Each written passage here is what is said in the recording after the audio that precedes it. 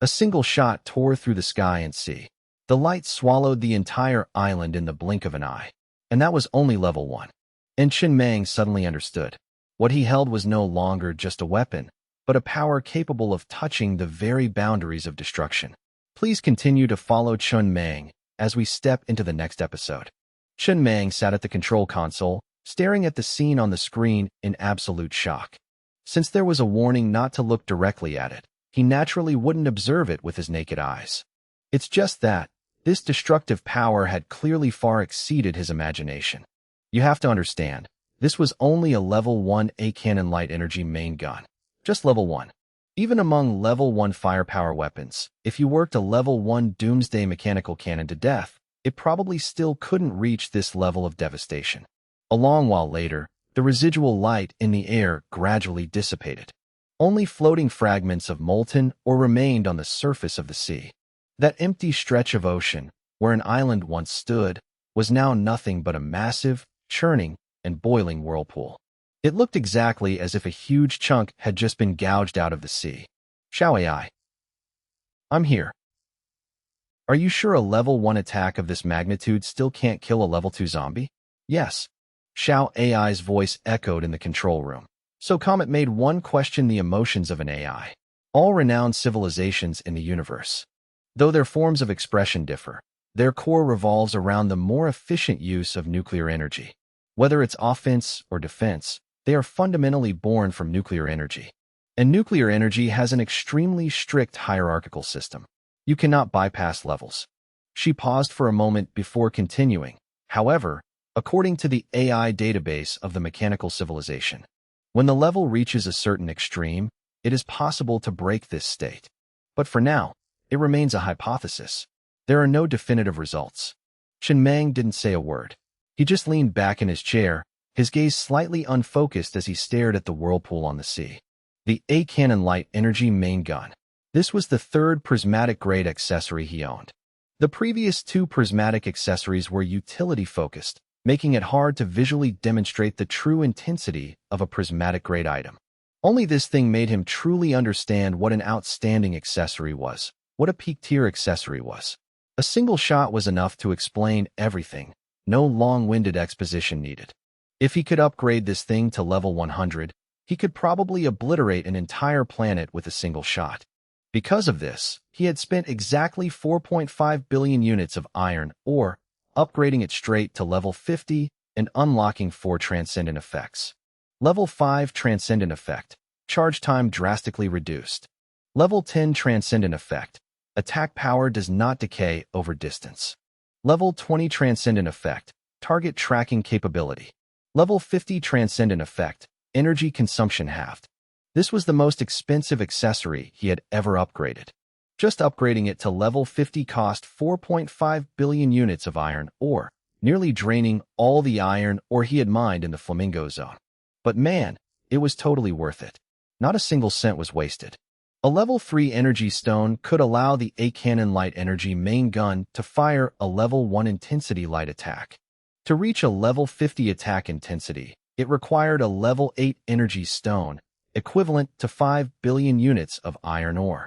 This price even far exceeded the initial crafting cost. Even after applying the halved energy consumption effect, it still required 2.5 billion units of iron ore. It was definitely expensive as hell, but he could use it.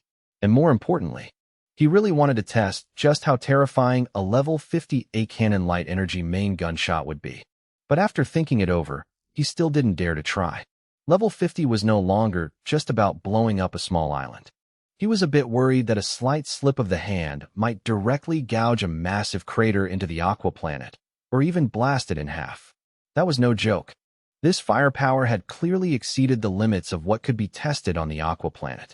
When the right opportunity came, he'd fire a shot at the Zerg civilization's planet to test it out. Consider it a long-distance greeting gift. Among the 4 transcendent effects, the one he actually valued the most was the level 10 effect. Attack power does not decay over distance. Furthermore, the attack form of the A-cannon light energy main gun was firing a beam of light. This meant, theoretically, he could play a rather interesting game. A game that felt a bit immoral just thinking about it, but suited his tastes perfectly. Target locked. Parameters adjusted. Ready to fire at any time. Captain, please give the order to fire. Exactly as I thought. Chun Mang stood in the control room, a hint of a smile appearing at the corner of his eyes. He slammed his hand onto the crimson button on the control panel, aiming straight at a planet on the edge of the Zerg civilization's territory. Firing a level 1 intensity shot from the A-Cannon light energy main gun.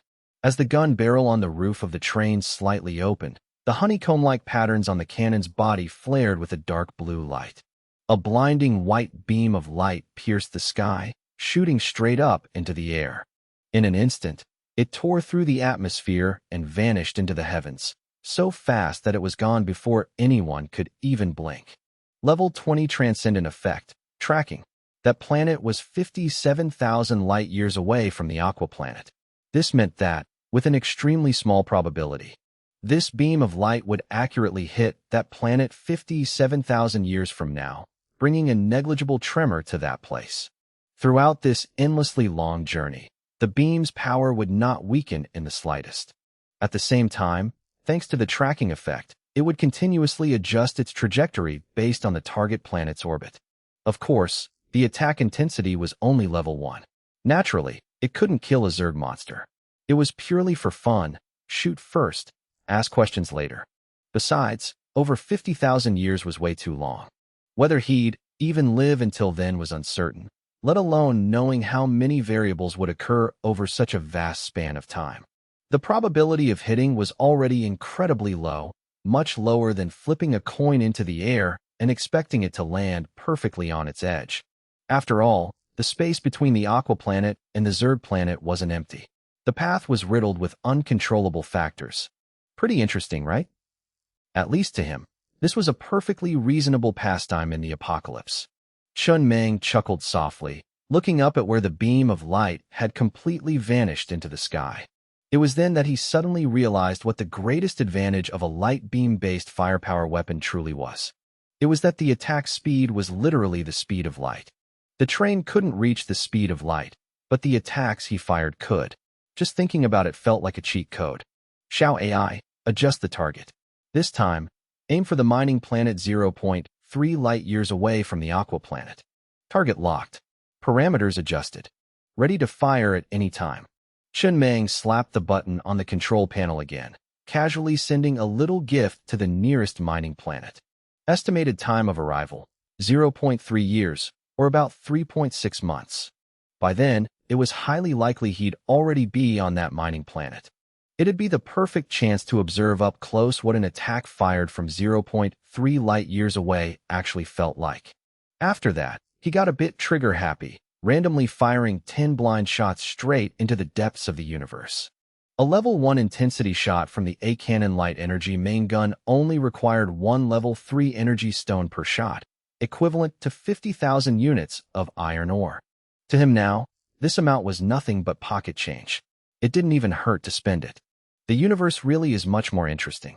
Chun Mang watched the 10 beams of light pierce the clouds above, the corners of his mouth curling up slightly. He kind of liked this feeling, the feeling of casually tossing beams of light into the vast cosmos.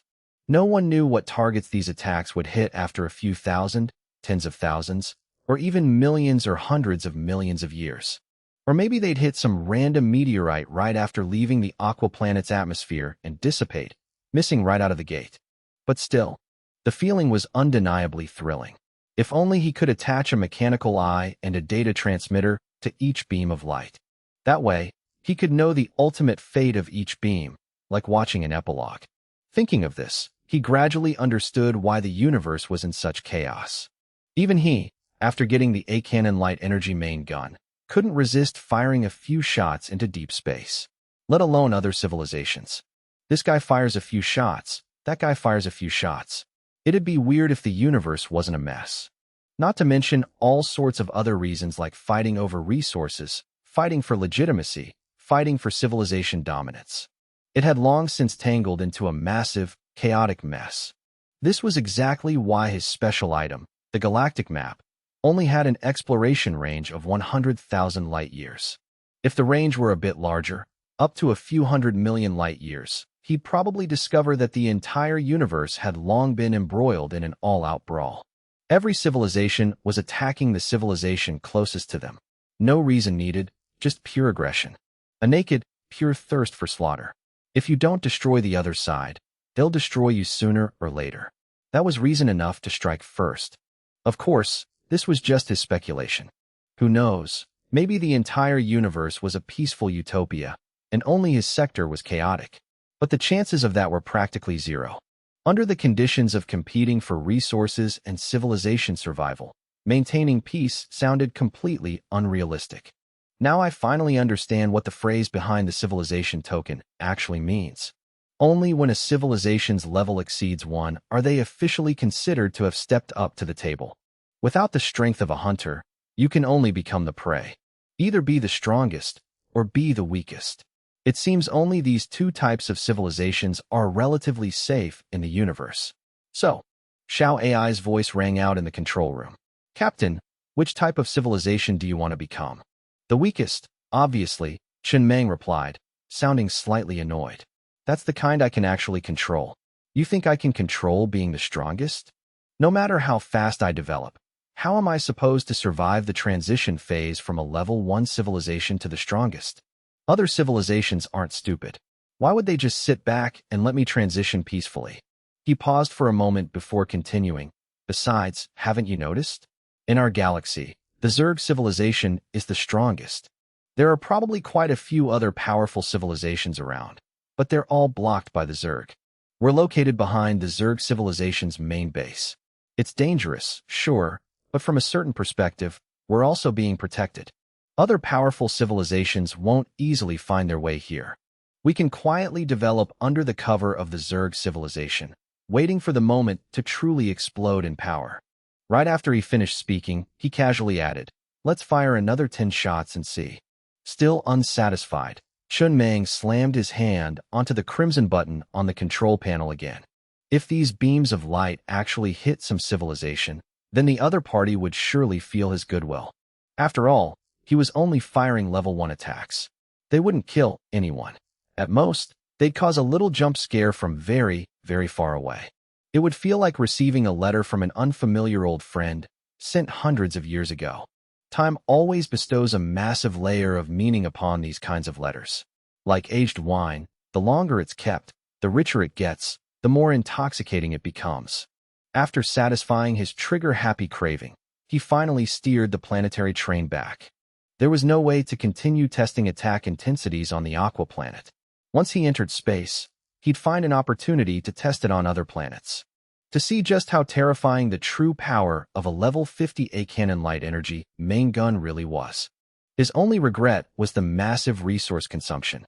Going from level 1 to level 50 had already cost 4.5 billion units of iron ore, and the resources needed for future upgrades would be even more expensive.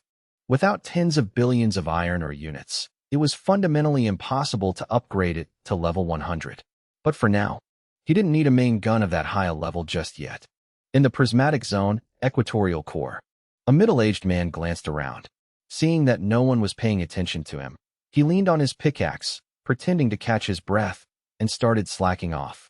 He glanced over at the man next to him, who was still mining away with intense enthusiasm. He leaned in and whispered, "Hey buddy, the guards aren't looking this way. Who are you working so hard for? No one's even watching. Why don't you take a break?" Humans are inherently social creatures. The greatest significance of a group of people doing something wrong isn't how much they can help each other, but how they make each other feel more at ease when doing something bad together. Just like how a single student being punished by a teacher would feel scared, but if 7 or 8 students are made to stand in the corner together, they suddenly aren't so scared anymore. This is the core value of having accomplices. This lazy man was the same. He wanted to slack off, but seeing everyone around him working hard made him feel uneasy. He just wanted someone else to slack off with him to reassure himself.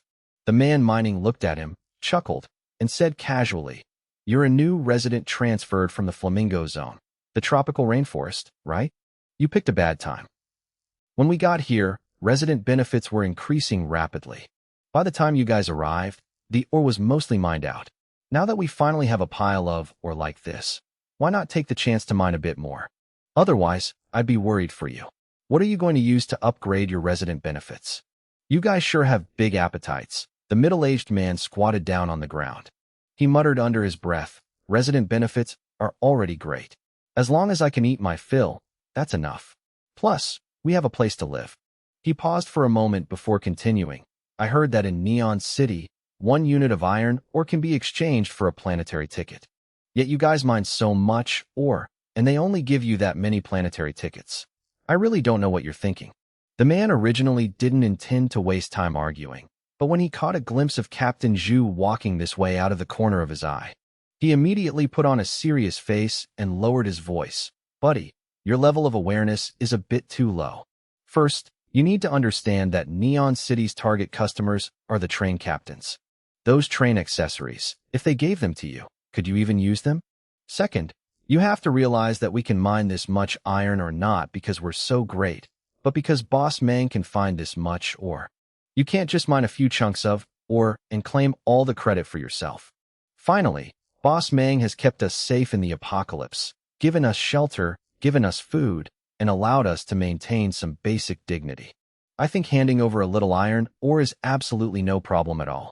Your awareness doesn't seem like someone living in the apocalypse. It's more like someone from before the apocalypse. Right at that moment, Captain Zhu walked over, looking at the man with slight surprise. High awareness, as expected of an old resident of the planetary train. After speaking, he glanced at the middle-aged man who was hurriedly standing up to pretend to work, then waved his hand. Take him away. Give him a few days of political re-education. This guy's ideology is a bit lacking. Needs some elevation. Understood. 2 burly guards behind him immediately stepped forward and grabbed the middle-aged man. They dragged him straight toward the nearby refrigerator zone. Their movements were clean and practiced. You could tell they were used to this. Neon City. The streets were packed with people. Due to the constantly increasing population, the originally planned area was somewhat insufficient, so a new street was opened to accommodate more people. At this moment, quite a few captains were gathered in front of the notice boards on both sides of the street. Ownership of Neon City belongs to the planetary train. We regret to inform you that the Aqua Planet is expected to collapse and be destroyed within the next 2 to 3 years. This is an irreversible process.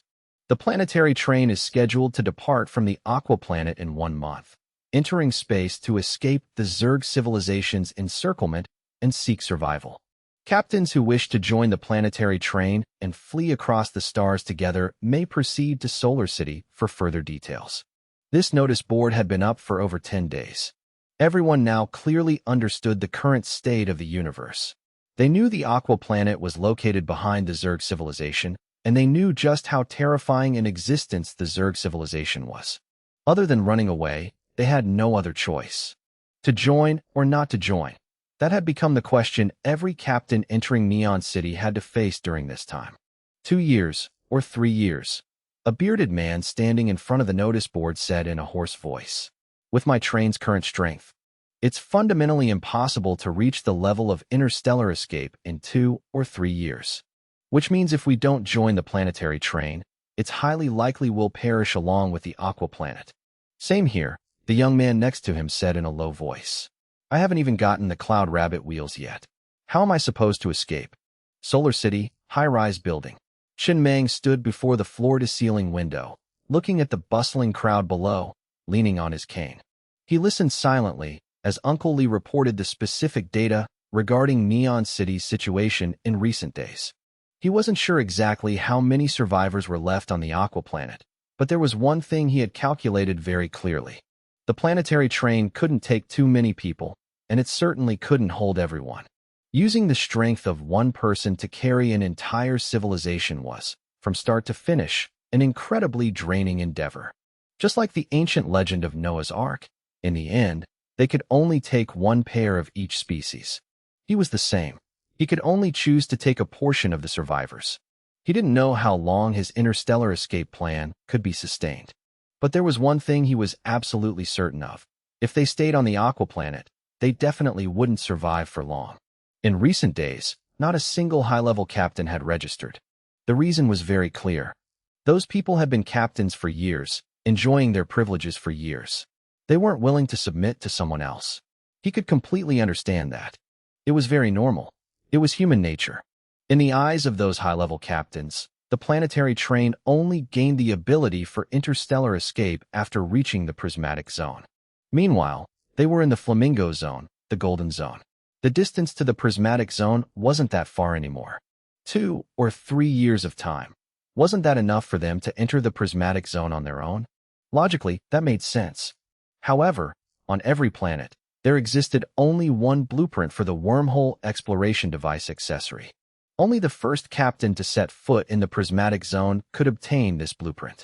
For the other trains, without the ability to create wormholes, how they were supposed to leave the aqua planet was a massive problem in itself. He hadn't leaked this information to the public at all. Those high-level trains had already been chosen by him to be abandoned. In a few days, he planned to start from the North Pole, circle the entire planet, and try to pull all the survivors from the low-level trains onto the planetary train. The upper limit he set was 1 billion people. This was already the absolute limit the planetary train could bear. Just the daily food and sanitation for 1 billion people was a terrifying figure. Even calculating just the most basic food consumption, it would require 100 million units of iron ore every single day. But the planetary train could handle it, because this group of people wouldn't just be sitting around eating for free. They would give back in other ways. It's just that the train really couldn't install too many space gates. Each space gate required the construction of a massive number of refrigerators and auxiliary equipment. Plus, managing 1 billion people living in the confined space of the train. The vast majority of these people would basically never have the right to leave the space gates in the future. Management would definitely be incredibly troublesome, perhaps even chaotic. He believed that in the future, when used to rebuild civilization, these 1 billion people would definitely play a massive role. There was no doubt about that. But in the early stages, he had to bear the resource backlash that 1 billion people would bring. This was already the limit of what he could endure, which also meant he was forced to choose to abandon a portion of the survivors. He couldn't take everyone. He could only screen them and try to take those who met the standards. Honestly, if he only wanted to build a train, he absolutely didn't need to bring so many survivors along. But because he intended to rebuild human civilization, wanting to proudly appear in the universe under the identity of a human civilization, he had to bring this group of people, and the more, the better. Boss Meng. After finishing the data report, Uncle Lee continued to present Neon City's recent situation.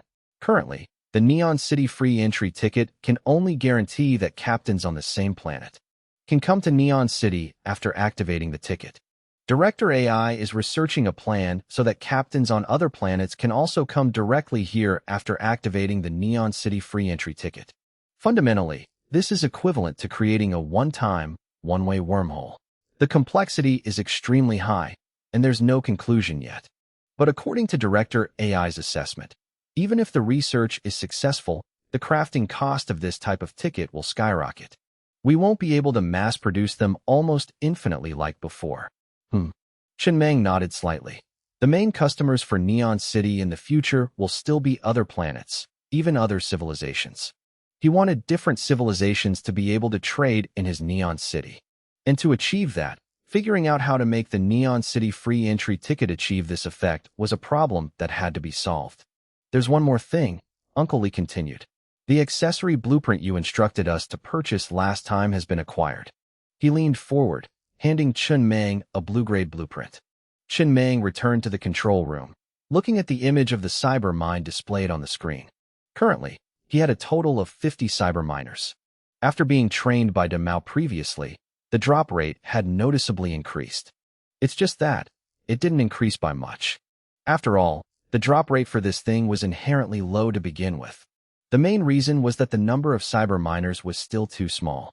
As long as the numbers increased, the production probability would also improve significantly. A low probability isn't scary, as long as the sample size is large enough. The only thing truly restricting the massive expansion of the cyber miners was one thing: a shortage of dream stones. Aside from the relatively smooth first purchase, subsequent attempts only yielded a few scattered stones each time. The quantity remained extremely low, basically impossible to quantify. But that was before, when the planetary train only had 6,000 residents. It took nearly a month to craft a single dream stone, which meant it took 180,000 residents to produce one stone per day. But his plan was, when leaving the Aqua Planet, to take 1 billion survivors along to escape together. If the train had a full 1 billion people, then they could craft about 5,556 dreamstones every single day. Thinking of this number, he could only sigh in realization. Population truly is a strategic resource, harvesting 5,556 stones a day. By then, the cybermine would officially expand its scale and enter its true peak era.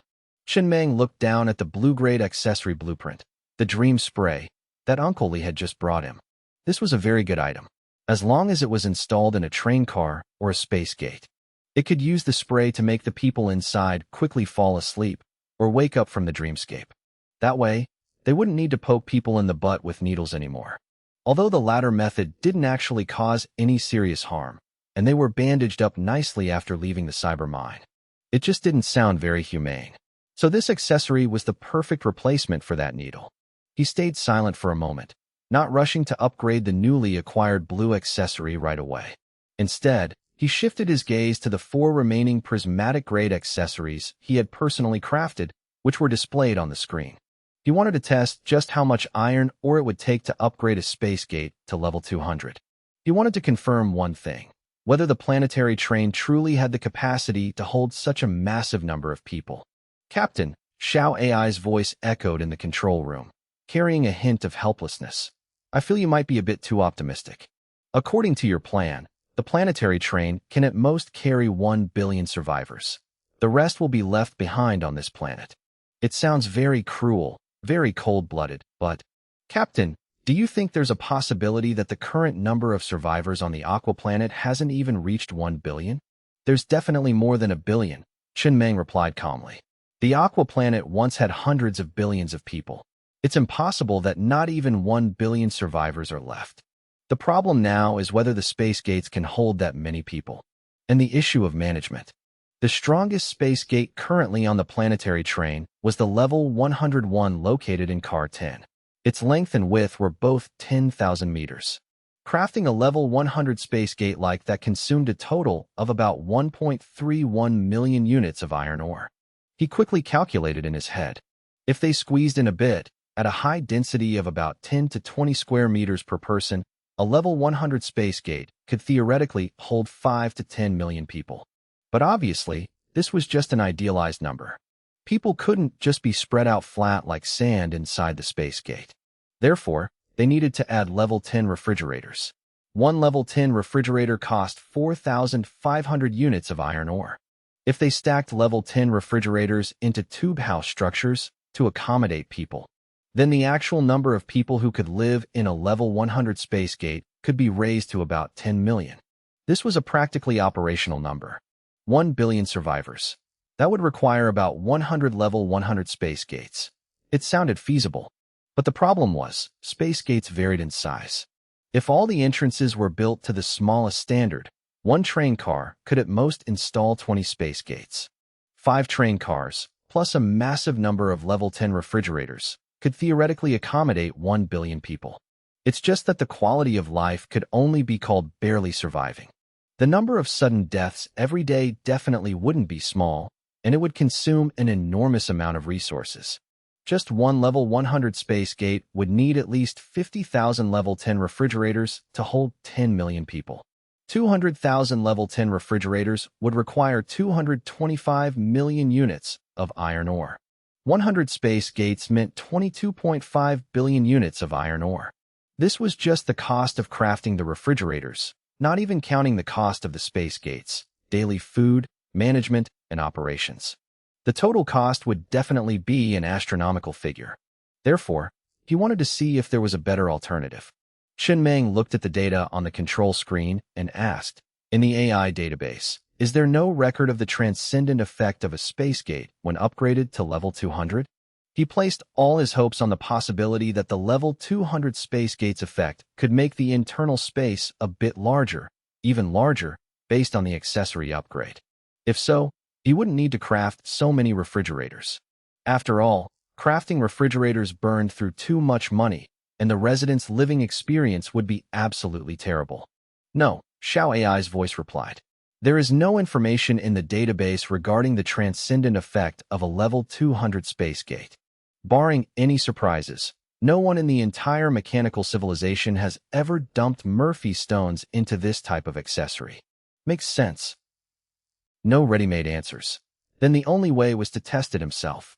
Chen Meng looked at the 3D holographic model of the planetary train on the screen, his gaze stopping at the space gate accessory. From level 100 to level 200, the number of Murphy stones required would gradually increase, and the resources consumed for upgrading would also skyrocket. It would even far exceed the total resources consumed from level 1 to level 100. But he had level 0 authority. The price to pay only lay in the latter half. As for the upfront costs, they could be completely ignored. The next moment, a line of text appeared on the screen. Upgrading Space Gate from level 100 to level 101 requires 3 Murphy stones. Detected Captain possesses level 0 authority. No Murphy stones required. Continue upgrading? Chen Meng looked at those lines of text, his eyes narrowing slightly. Previously, after learning that the mechanical princess Tuo's AI had been upgraded to level 200, he had tested it. Upgrading the train auxiliary AI accessory from level 100 to level 101 required 2 Murphy stones. The train auxiliary AI accessory was a green-grade item. Meanwhile, the space gate was a gold-grade accessory. Going from level 100 to level 101 already required 3 Murphy stones. The higher the grade of the accessory, once it surpassed level 100, the more Murphy stones it would consume per upgrade. Clearly, if a prismatic-grade accessory wanted to surpass level 100, the amount of Murphy stones needed would definitely be significantly higher than lower-grade accessories. And this was yet another advantage of mine. To be more precise, level 0 authority was inherently a late-game buff. The further into the late game, the more terrifying its effects became. Although it was useful in the early stages, compared to the late game, it wasn't even on the same level. With the current power of the A-Cannon Light Energy main gun, if I could upgrade it to level 200, what would the Zerg civilization even amount to? One shot, and every Zerg bug would instantly turn into Pikachu. Just thinking about it felt a bit excessive. Upgrade. After consuming 1 million units of iron ore, the space gate used to store the forest in Car 10 was upgraded from level 100 to level 101. Damn, that's expensive. Previously, upgrading from level 1 to level 100 only cost me about 1.01 million units of iron ore in total. This item wasn't a modular accessory either. Every time a new one was crafted, if you wanted a high level, you had to upgrade it from scratch yourself. Chen Meng glanced at the train's balance. 2.45 billion units of iron ore remaining. I didn't hesitate anymore, directly throwing down 1.3 billion units of iron ore. In one breath, I upgraded the space gate in Car 10 straight to level 200, simultaneously obtaining a brand new super effect. This was also the first level 200 super effect to appear inside the planetary train. Level 200 super effect, capable of containing a planet with a diameter of under 100,000 kilometers. Chen Meng sat frozen in his chair in the planetary train's control room. After seeing the information displayed on the control screen, I rubbed my slightly aching eyes. When I opened my eyes again and confirmed I wasn't seeing things, I muttered, "That's a bit absurd." When I just upgraded it from level 100 to level 101, the system notified me that the length and width of the space gate increased from 10,000 meters to 20,000 meters. At that time, I was secretly calculating that even if the level 200 super effect didn't do anything special, just this doubled area alone would be enough to hold 1 billion people. Who would have thought that upon reaching level 200, the system would completely stop displaying length and width, replacing it with this super effect instead? Without any hesitation, I immediately stood up, left the control room, stepped onto the flat escalator, and quickly headed toward Car 10. At Car 10, Chen Meng reached out and pushed open the space gate in front of him. Originally, inside this door was the entire forest I had transplanted from the tropical rainforest in the red zone. Opening it should have revealed a scene bursting with vitality. But right now, behind the door was nothing but absolute void. Pure darkness, without a single ray of light. Like a black hole swallowing all surrounding light. making anyone who stared at it too long feel as if their soul was being sucked in. If it were someone with a weak mind, staring into this abyss for too long, they'd probably willingly step right into it. I tilted my head, looking at the small lines of text displayed next to the space gate, and remained silent for a long time. When the space gate was only at level 100, I already felt it was incredibly overpowered. The length and width both reached 10,000 meters, equivalent to about 14,000 football fields. But when it reached level 200, I was truly stunned. Why could it suddenly contain an entire planet? Wasn't this level of change a bit too exaggerated? Previously, when upgrading from level 1 to level 100, there had never been a transformation this massive. I finally understood why Tuatha chose to upgrade her AI straight to level 200. Level 200 was a massive threshold, a boundary stepping from mortal to divine. I also understood why Tuatha didn't consider upgrading her AI any higher. The next super effect would only appear at level 500. Upgrading the space gate from level 100 to level 101 required 3 Murphy stones, and each subsequent upgrade added another 3 stones. If one used Murphy stones to upgrade to level 200, it would require a total of 14,580 stones. Over 10,000 Murphy stones. Green-grade accessories would consume slightly less, but not by much. Thinking of this, I could almost imagine how miserably Tuatha must have been cursed out by people back then. From level 200 to level 201, it would require 300 Murphy stones. I did the math. If you wanted to upgrade to level 500, it would require a total of 224,550 Murphy stones. Over 220,000 stones. An astronomical figure, to the point where it was hard to say if the entire Aqua Planet even had that many Murphy stones. Phew. Shin-Mang took a deep breath. Only now did I truly feel the terrifying power of level 0 authority. Or in other words, after nearly a year of grueling development, I was finally about to leave the beginner zone.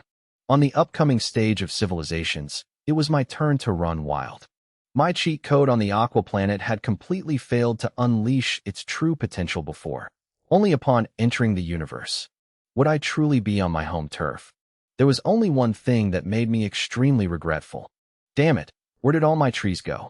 Very unfortunately, the living creatures inside this space gate, some of the small animals, had been teleported to other space gates. This was exactly the level 100 super effect of the space gate. When a space gate is destroyed, all living creatures inside will automatically be teleported to another space gate within the planetary train. Upgrading from level 100 to level 200 essentially counted as this space gate breaking once. The small animals inside were still doing fine, but the tropical plants I had painstakingly transplanted earlier had directly turned to dust, blown away to who knows where. It really made me want to curse, but Shin-Mang looked into the pitch-black void inside the space gate, unable to resist looking down to light a cigarette. He smirked and said, "Shao AI, cancel the announcement in Neon City. No need to ask for their opinions anymore. We're taking the whole globe.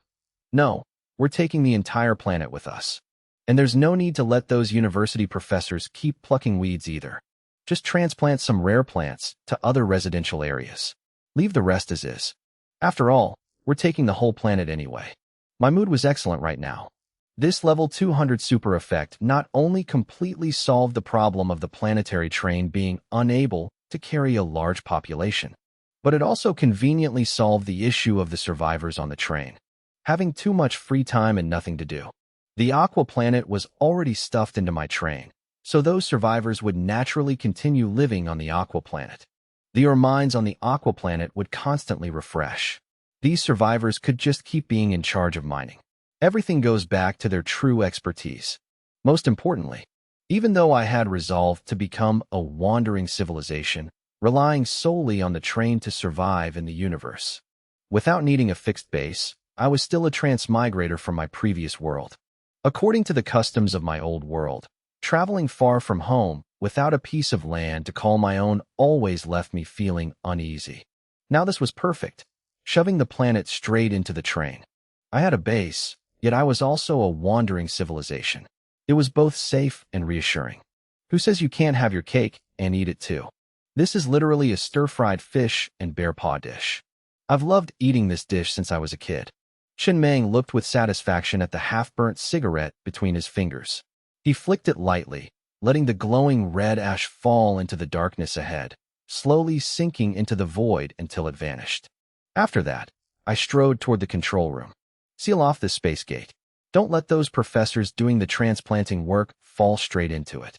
The plan is, after gathering all the ore in the prismatic zone and stockpiling some resources, we'll set off for the mining planet zero point 3 light-years away. Disband all trains on the Aqua Planet. Merge them all into the planetary train. All survivors must be implanted with iris chips. Use the city ruins as a foundation to rebuild the cities. Record all coordinates of renewable resources. Upgrade the off-road motorcycle production line to level 200. From now on, all survivors will live in the cities. Every day after sunrise, they'll use automated transport to head to the mines and dig for ore. Work when the sun rises, rest when the sun sets. And one more thing. As Chen Meng walked toward the control room, he continuously issued one order after another. The appearance of the level 200 space gate could be called a turning point, completely breaking the current stalemate.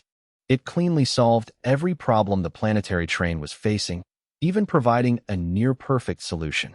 In the control room, Xiao AI's voice rang out. Captain, 2 years before the apocalypse broke out, the Aqua Planet was injected with a special serum by the mechanical civilization, forcing the planet's core energy to leak out, thereby forming the ore mines. This process is irreversible. Fundamentally, this is equivalent to destroying the planet from the inside out. In just 3 more years, the Aqua Planet will become a dead star. Rebuilding the city ruins now. Wouldn't that waste too many resources? It won't. Chen Meng sat down in the captain's chair, watching the streams of information constantly scrolling across the screen. He stayed silent for a moment, then said softly, even planning a single city can never achieve absolute perfection, let alone planning an entire planet, an entire civilization. We don't need to build it too well. Just build it enough to get by. A wasteland-style civilization is fine. 3 years from now, I'll find a more suitable planet to live on. Understood. Xiao AI's voice gradually faded from the control room. I only provided a general framework. The specific details would require Xiao AI, Lao Zhu, and the others to continuously refine them. Leave professional matters to the professionals. I only needed to be responsible for deciding the direction. Everyone would be implanted with iris chips, which also meant Xiao AI would directly manage all the survivors. Under this premise, the entire Aqua Planet civilization would very likely enter an era with the lowest crime rate in history. Any criminal behavior, even the slightest clue, would be immediately detected and dealt with, and every individual's hard work would be recorded. This was a highly commendable thing. No civilization lacks people quietly working hard in some hidden corner. What's lacking are the eyes to see them. This real-time, individual-level micromanagement was definitely a devastating blow to those with malicious intentions. But for those who only wished for a peaceful life, it was a massive guarantee of safety. It seems it's time to seriously think about a name for our civilization. Chen Meng looked at the remaining progress behind the civilization token in his drawer. The progress bars were about to reach 100%. He muttered to himself. Initially, the military progress was only at 84%. After I fired the A-cannon light energy main gun, it instantly filled up, directly hitting 100%. Subconsciously, Chen Meng pressed the wormhole radar button on the control panel, beginning to scan for existing wormholes within a 10-light-year radius. I wanted to confirm whether the 2 Zerg wormholes next to those 2 habitable planets had finally disappeared or not. The 2 wormholes from the Zerg civilization were still hovering over my head, like the sword of Damocles, never knowing when they would fall. This feeling kept me constantly on edge, worried that the Zerg army could appear in my sector at any moment. Very quickly, on the star map, the 2 Zerg wormholes were still there. They hadn't disappeared at all. I frowned slightly. A small variable had occurred. A new wormhole from an unknown civilization had suddenly appeared about 3 million kilometers away from the mining planet. And its coordinates perfectly matched the coordinates I had just scanned, a place where a wormhole could be established. Artificially created. contains the mark of an unknown civilization. This is a one-time, one-way wormhole. The current location is the endpoint. The wormhole has been formed for 2 days. Internal stability has reached 96%. Coordinates of the other end are unknown. 2 days. I didn't know which civilization it came from, nor did I know if anyone had stepped out of this wormhole yet, let alone knowing if their target was that mining planet. Details like this simply couldn't be displayed on the star map. A newly born wormhole. If placed in the context of the entire universe, or even just within the 100,000 light-year range of the star map, it was nothing more than an interlude not worth mentioning. But to me, this was a devastating blow. This mining planet was far too important to my plans. It was my first target for officially venturing into the universe.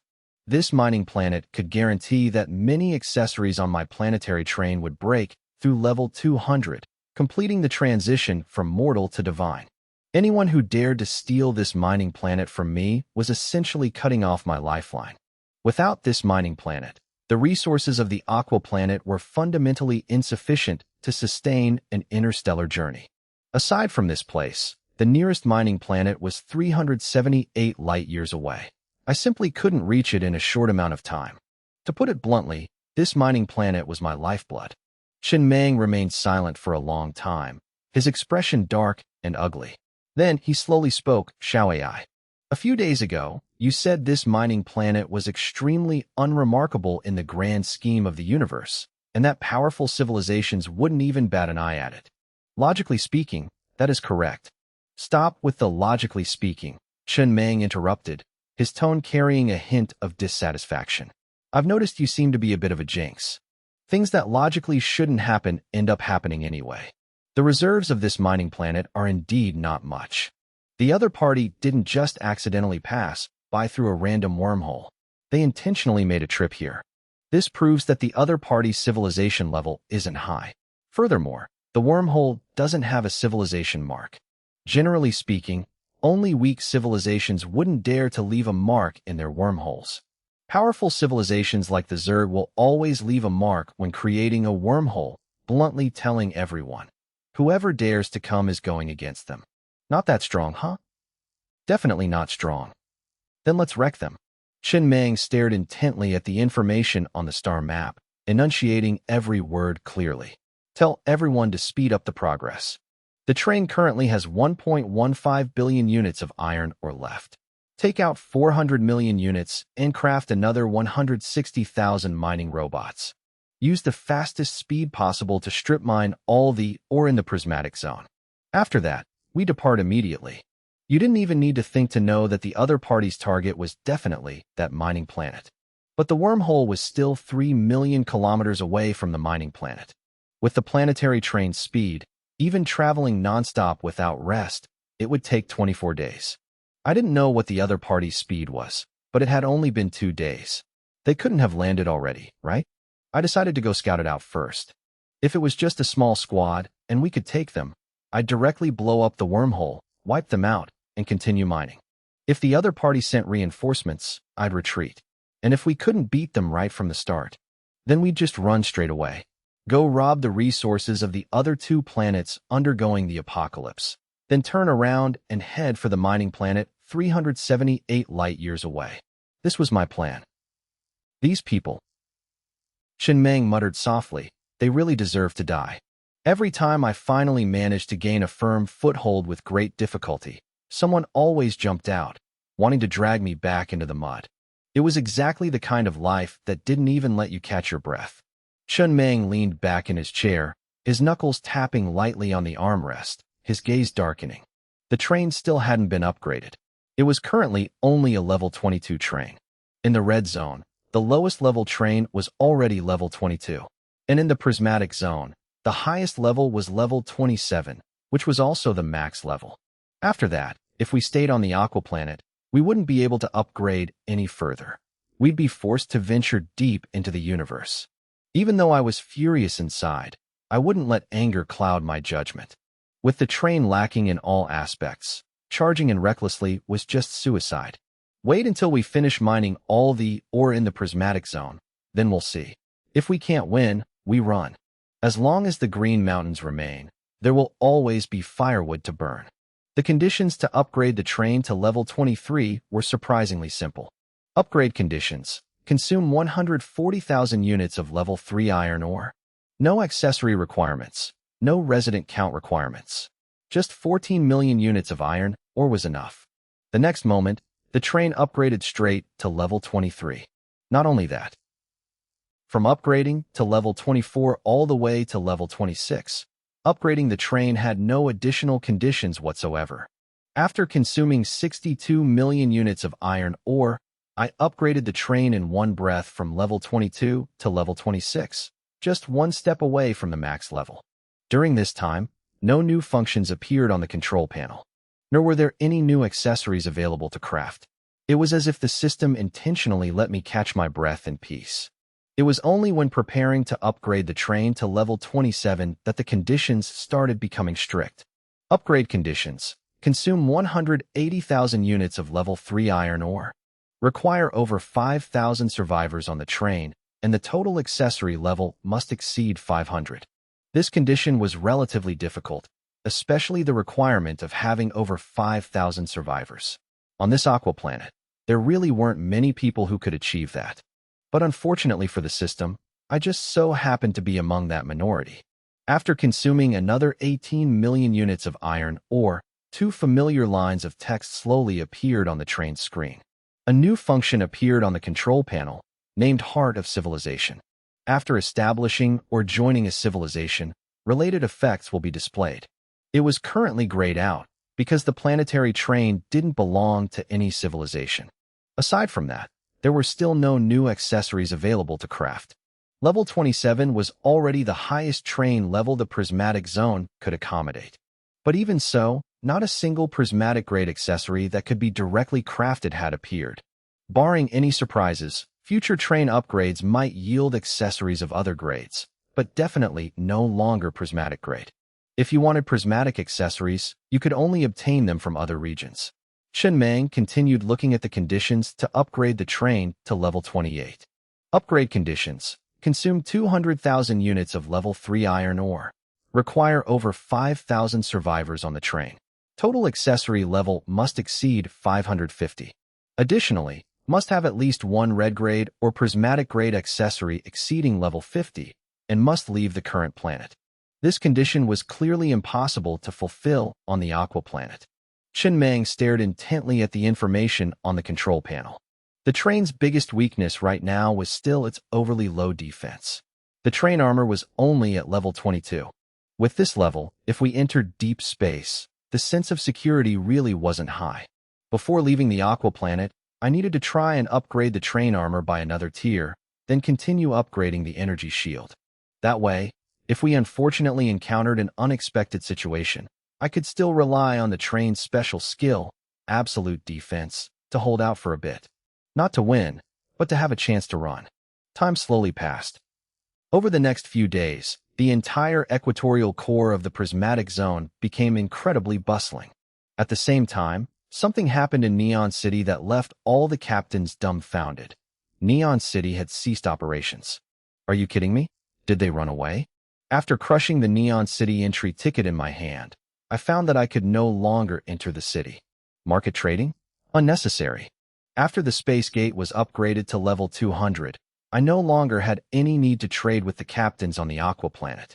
In just a few days, all the survivors on this planet would become my miners. All resources mined every day would have to be handed over. An intermediary channel like Neon City no longer had any value in existing. All the resources on the aqua planet would belong to me sooner or later anyway. It sounded a bit tyrannical, but the apocalypse never had any room for modesty to begin with. I had long since determined my future development direction. The civilization led by me didn't need too many trains, nor did it need to wage war against other civilizations across front lines stretching tens of thousands of light years. All the resources of the entire civilization would be concentrated onto a single train, using the power of a civilization to forge the planetary train. One train pulling an entire civilization. 13 days later, all the ore mines in the equatorial core of the prismatic zone had been completely stripped clean. All the residents returned to the residential areas one after another, looking at the dark screens in front of them with a hint of nervous anxiety. Today, the captain announced that the planetary train was preparing to leave the Aqua planet, and the entire process would be broadcast live. This made quite a few residents feel tense. After all, most people might have dreamed of winning the jackpot, but very few had ever thought that one day they would leave the planet where they were born and raised. The fears stemming from the unknown made the atmosphere heavy. Are we really going to enter space? Damao sat in Residential Area 1, looking at the dark screen, feeling a bit uneasy inside. Even though he had immense faith in the planetary train, the dangers of deep space were something no one had ever experienced. No one knew what would actually happen. We might die, or we might live. Thinking about it carefully, the probability of dying seemed to be only about half. Looking at it that way, it wasn't too unlucky. In the control room, Chen Meng looked at the current resources on the train's control panel. 51.2 billion units of iron ore, 14.2 billion units of wood, 43.49 billion units of copper ore, 12.4 billion units of crimson core rock, 10.87 billion units of titanium crystal ore. All resources had reached the tens of billions level. It could be said they had hit the train's resource ceiling. Out of the 6 prismatic-grade blueprints obtained from the equatorial core that day, I had successfully crafted the wormhole exploration device and the A-cannon light energy main gun. The former was upgraded to level 10, and the latter was upgraded straight to level 50. The remaining 4 prismatic-grade accessories had only just been crafted. I hadn't continued upgrading them for the time being. Everything was ready. All that was missing was one final push of the throttle. Right at this moment, a compact, economical train sped over from a distance, then decelerated and drove straight into the front section of the planetary train. As soon as it came to a steady stop, Air Dan, looking a bit anxious, strode over to the elevator in the first-floor control room. He went straight up to the second-floor control room and hurriedly said, "Boss Meng, something happened. All the barriers between the zones have suddenly disappeared. The train radio is blowing up too. Now the radio doesn't just show communications between captains in one zone. All captains in every zone are sharing the same radio channel." Chen Meng gestured for Air Dan to take a seat, then calmly said, "I was the one who disabled the zone barriers. If I hadn't disabled the zone barriers, you wouldn't have been able to enter the prismatic zone." Huh. Air Dan froze, a look of disbelief flashing in his eyes. The zone barriers could be disabled manually? Then won't the survivors in the low-level zones be completely slaughtered by high-level monsters running rampant? Actually, from the moment he saw the planetary train rush straight from the red zone to the prismatic zone in such a short time, he had already felt it was incredibly unreasonable. This speed was exactly like using a cheat. He never expected to be told now that the zone barriers were personally disabled by Boss Meng. Yeah, Chen Meng nodded slightly. At the center of the equatorial core in the prismatic zone, there are detailed records regarding the formation of the zones. The so-called zone barriers are actually just irregularly shaped energy shields set to specific ranges.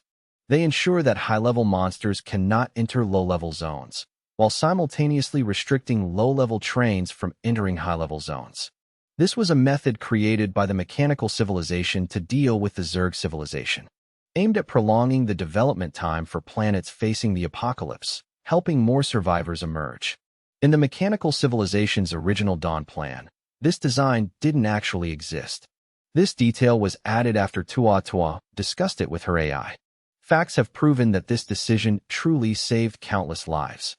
This is exactly why I'll light some incense for Tua. Even though this mechanical princess always left the impression of someone who never went to the front lines and didn't understand the suffering of the common people. At the moment her own civilization collapsed, the Dawn plan she restarted truly brought a chance of survival to countless people. I am one of them. And it's also because of this that I learned about the most perverted trait of the Zerg civilization in this sector: infinite resurrection. To be honest, when I found out about this, I was almost entirely in despair. Infinite wormholes plus rapid reproduction, and on top of that, infinite resurrection. Is this Zerg civilization the villain or the main character of the universe? It's so broken it's shameless. Rapid reproduction was already an incredibly buggy troop swarming ability. Infinite wormholes allowed that army to quickly close in on enemy territory. and infinite resurrection directly multiplied those two abilities infinitely. To describe it in one word, invincible. To describe it in a phrase, everyone stand up and surrender. There's fundamentally no way to fight that. All monsters created by the Zerg civilization, as long as the planet they are on still has core energy, can absorb that energy to resurrect infinitely. After all, they're mindless monsters that only know how to kill. It doesn't even matter if they resurrect as the exact same individual. Even if that planet has become a dead star, they can still slowly resurrect by absorbing the core energy scattered in the universe. It's just that the speed is a bit slower. However, not every monster has this ability. Among the Zerg eggs dropped onto the Aqua planet by the Zerg civilization, there is a type of monster called the antenna bug. Its body size is only about as big as a stink bug. It's extremely weak, only at level 1. Its sole purpose is to absorb the planet's core energy or the energy scattered in the universe. Through the antenna bug, all the monsters on the planet can achieve the state of infinite resurrection. It's equivalent to being equipped with an AoE resurrection buff. This antenna bug was located in the prismatic zone. After it was easily stomped to death, all the monsters on the Aqua planet instantly lost their resurrection ability. To be honest, when I first entered the prismatic zone, the enemy radar didn't detect any monsters at all, including this antenna bug. It was hiding inside an iron box, completely nullifying the radar. If the university professors hadn't discovered it, I truly wouldn't have known that such a monster was hidden in the prismatic zone. The AI database only mentioned the existence of the antenna bug, but it didn't specify where it would hide. The most despair-inducing part is that the mechanical civilization wasn't actually weak. In fact, they were a very powerful civilization. For a long time, the mechanical civilization completely overwhelmed the Zerg civilization, slaughtering them like crazy. For 200 years, the mechanical civilization always held the absolute upper hand. The major victories they announced in the civilization-wide news early on weren't fake propaganda. They were genuine, massive victories. But the reason the war dragged on for 295 years and ultimately led to their extinction, the turning point, happened in the 239th year. That year, the Zerg civilization's army suddenly saw a massive surge in numbers. At first, the mechanical civilization thought the enemy was burning their core strength for a desperate, all-out assault. Only later did they realize it wasn't a surge in troop numbers. It was because they had started infinite resurrections. That's right. This is the Zerg civilization's sick, fourth-tier ability, known as Devour and Evolve. After devouring any civilization, they retain its essence. Then, through the Zerg Queen, they rapidly copy and replicate it across their entire race. Logically speaking, even if a civilization's people are diverse, the differences shouldn't be too extreme. But the monsters of the Zerg civilization come in countless bizarre forms. The reason is simple. They've devoured far too many civilizations, giving birth to all sorts of different monsters. By the 239th year, when the Zerg civilization devoured a civilization that possessed the ability of infinite resurrection, their forces instantly became unstoppable. This Zerg civilization is basically using cheat codes, isn't it? Erdan sat beside the chair, his eyes full of shock as he muttered. Infinite wormholes plus rapid reproduction, on top of infinite resurrection and devour and evolve. Does this even leave other civilizations a way to survive?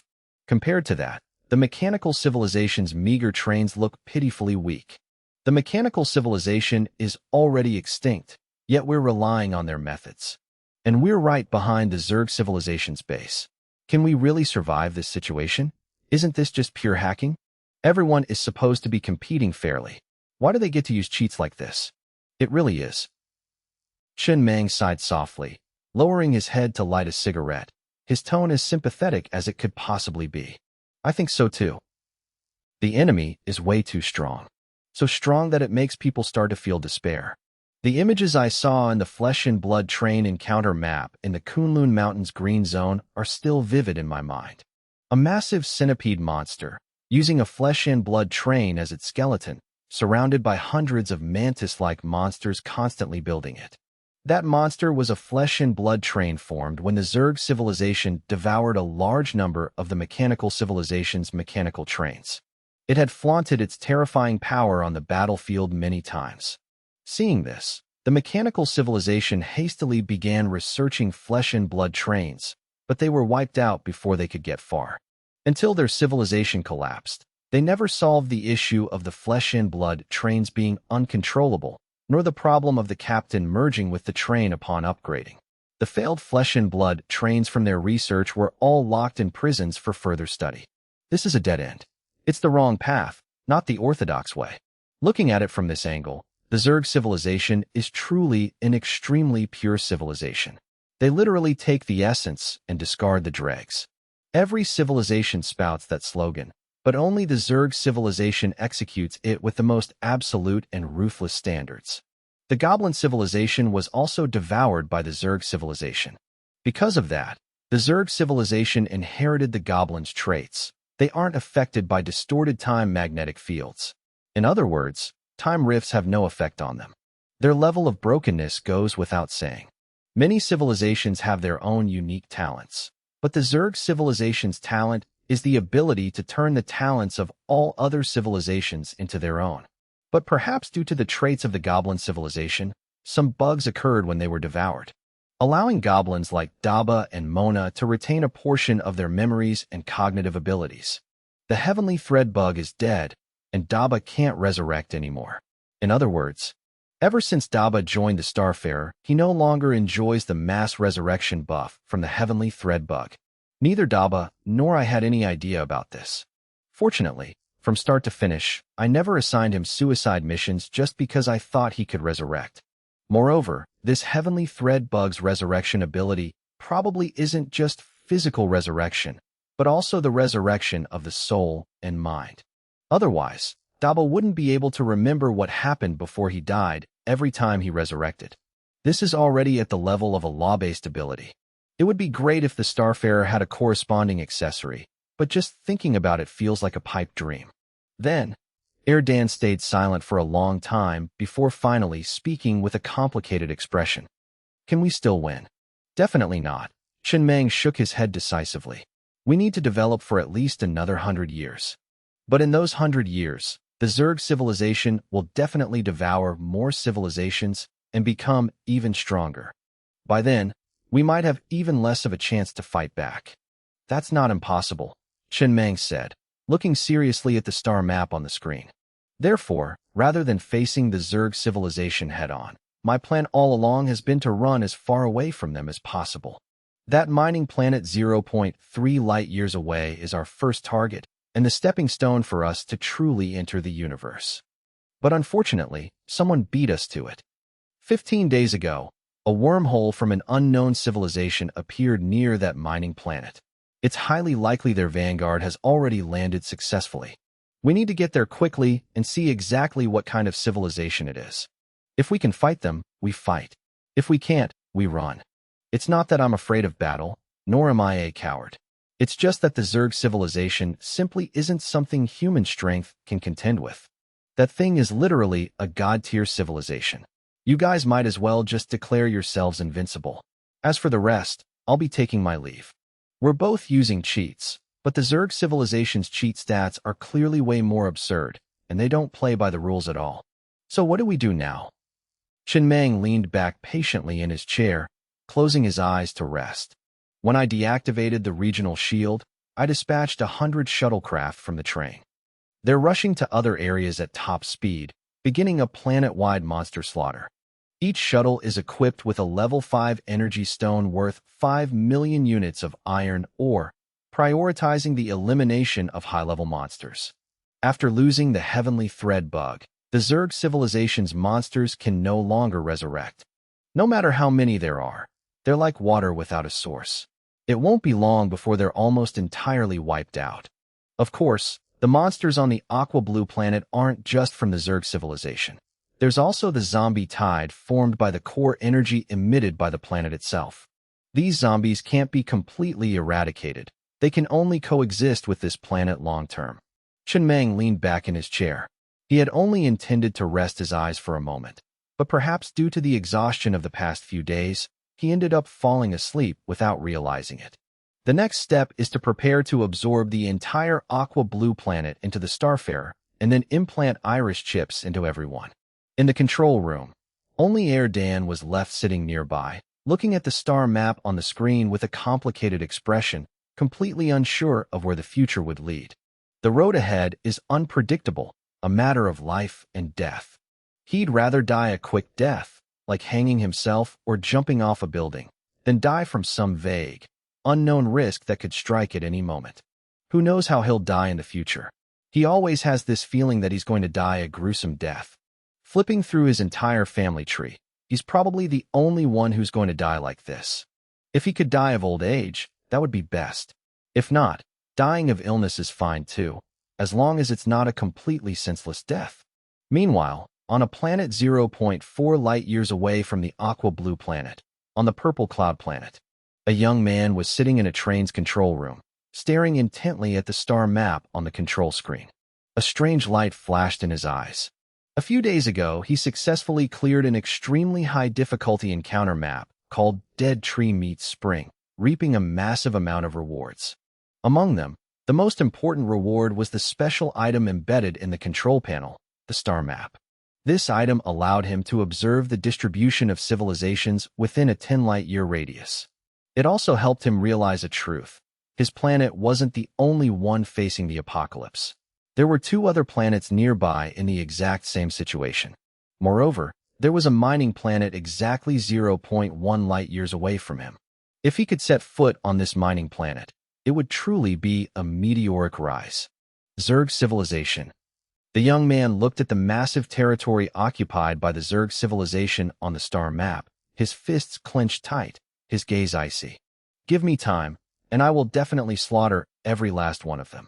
The youth's arrogance burned fiercely, enough to challenge gods and Buddhas alike. He firmly believed that he was the sole protagonist on this stage of cosmic civilizations. No matter how strong the others were, they were just supporting characters waiting to be trampled under his feet. Where the hell did that damn planet go? 7 hours later, it was completely dark. Chun Meng groggily woke up in the Starfarer's control room, sitting in his chair and rubbing his sleep-filled eyes. He tapped the control screen a few times, looked at the information displayed, and stayed silent for a moment before getting up to wash up in the bathroom. When he returned, he lit a cigarette, sat down, and asked softly, "Is everything handled?"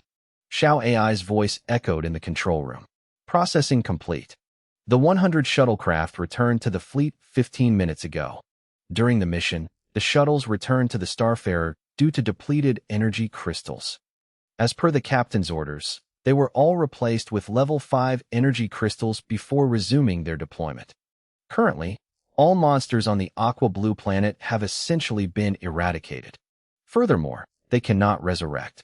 The entire aqua blue planet only has a small remnant of the zombie tide left. Chun Meng nodded slightly, his eyes sweeping over the resource balance on the control panel.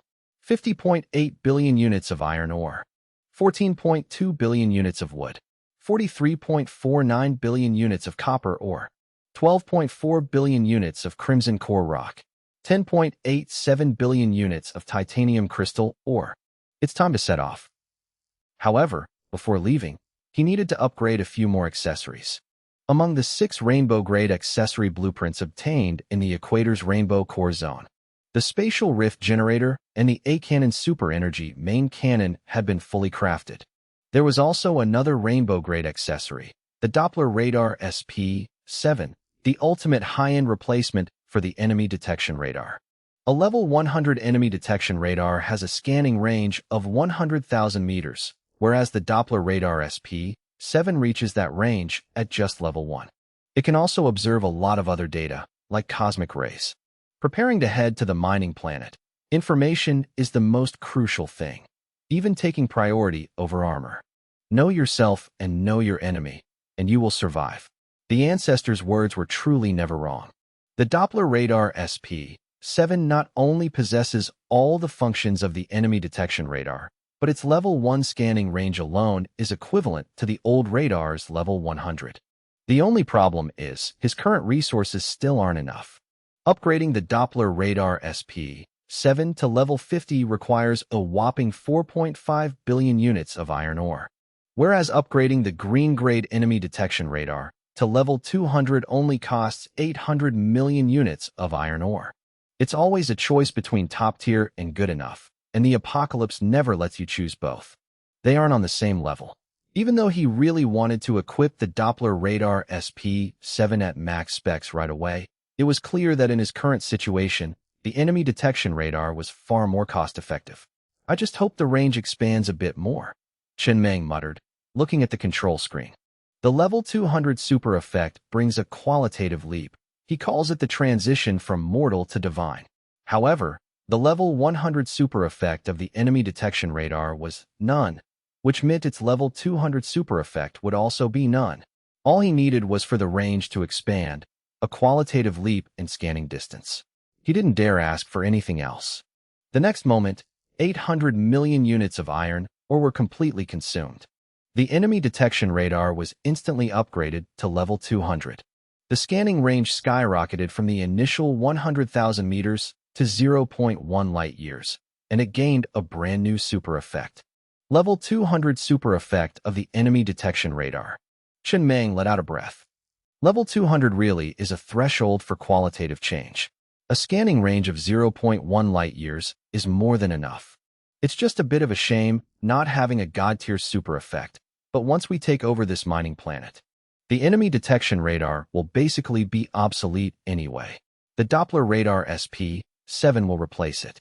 Next up is an accessory he frequently forgets about. An accessory that rarely saw use on the aqua blue planet, but in space, it's absolutely crucial. Even more important than the detection radar itself, the radar jammer. He had only upgraded this accessory to level 10 and left it there, since it was practically useless on the planet. But for the upcoming journey, he planned to max it straight to level 200. Not being detected by others while still being able to detect them, that's the only way to remain invincible. To fight or to retreat, it all depends on his whim. The initiative is always in his hands. Among the 6 rainbow-grade accessory blueprints, there's also a high-end replacement for this accessory, the Doppler radar jammer SP-7. The other 6 blueprints are all extremely important accessories. The super effect of the radar jammer has been none since level 5, so naturally, there's no god-tier super effect either. This is a gold-grade accessory. After consuming 1.3013 billion units of iron ore, he directly upgraded this accessory to level 200. Now, any radar below level 200 is completely incapable of detecting the Starfarer. You could say that in terms of reconnaissance and stealth, he's practically invincible. Maybe the Zerg civilization has a way to detect things above their level. But that unknown civilization that rushed to the mining planet without daring to show its face definitely doesn't have the ability to bypass this level. Having finished upgrading the 2 accessories, Chen Meng leaned back in his chair and let out a soft sigh of relief. He flicked his cigarette ash into a Coke can, stayed silent for a moment, and then said, "Xiao AI. That scientific research plan I mentioned to you last time, try to find suitable candidates among the people from the Aqua Blue planet, including the encounter maps on the Aqua Blue planet. Many areas have ruins of the mechanical civilization. The time consumed by space travel is massive. During this time, set up a few special task forces with Air Dan as the captain. Scout all the encounter maps left by the mechanical civilization on the Aqua Blue planet. Transfer anything with research value to Mecha Research Center number 2. Some white and green grade accessories, if they can roll a god-tier super effect at level 200, might just yield unimaginable results. I want to wipe clean all the existing super effects of these accessories and recreate our own accessory blueprints. The super effects of accessories are completely random. The scientific term is cosmic blessing, meaning it's uncontrollable. Many accessories on the train have a super effect of none at level 5 or level 50. Once it rolls none, all subsequent levels will also be none. To get a satisfactory effect, you have to burn a massive amount of Murphy stones and resources to test every single blueprint craft. This is inherently a crazy process of burning Murphy stones. But luckily, he doesn't need Murphy stones. Especially with rainbow-grade accessories, the testing cost is an astronomical figure, which is why most rainbow-grade accessories have fairly average super effects. Building a research team isn't something that can be done overnight, but he's in no rush. This is meant to raise their upper limits. It's like two people who both have a cup filled with gravel. You can't fit any more gravel in. But he can still add sand, pour in water, or even stretch the cup itself, as long as he has enough resources. Understood. Xiao AI's voice rang out in the control room. Chen Meng continued looking at the control screen. With these two accessories, the Starfarer can basically stay hidden in space. The next thing to prepare is defense, protective armor. The upgrade cost from level 21 to level 22 is 140 million units of iron ore per carriage. And from level 22 to level 23, it's 160 million units per carriage. Just looking at the numbers gives you a headache, but this is the price of survival. The Starfarer has a total of 16 carriages, including the engine. The new super effect has the crafting cost for every upgrade. There are currently 47.8 billion units of iron ore left in the inventory. After consuming 1.28 billion units of iron ore, the protective armor was upgraded to level 23. Immediately after, a stream of data began scrolling across the control screen. Consumed 1.6 billion units of iron ore, upgraded to level 24. Consumed 2.4 billion, upgraded to level 25. Consumed 4 billion, upgraded to level 26. Consumed 6.4 billion, upgraded to level 27. Consumed 8 billion, upgraded to level 28. Consumed 9.6 billion, upgraded to level 29. Consumed 12 billion units of iron ore, upgraded to level 30. When upgrading from level 29 to level 30, the crafting cost for the protective armor reached 1.5 billion units of iron ore per carriage. Consuming a total of 44 billion units of iron ore, the protective armor was upgraded straight from level 22 to level 30 in one go.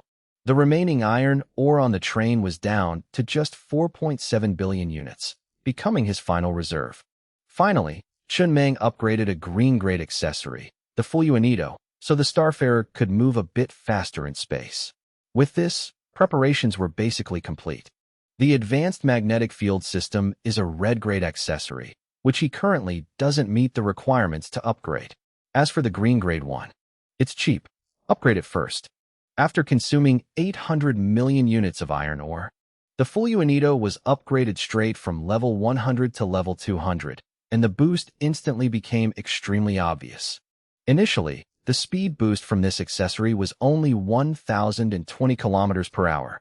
But after reaching level 200, the speed boost directly jumped to 51,000 kilometers per hour. An absurd number that needs no further explanation, a straight 50-fold increase. The distance from the coordinates of the spatial rift the Starfarer was about to generate to the mining planet is 3 million kilometers.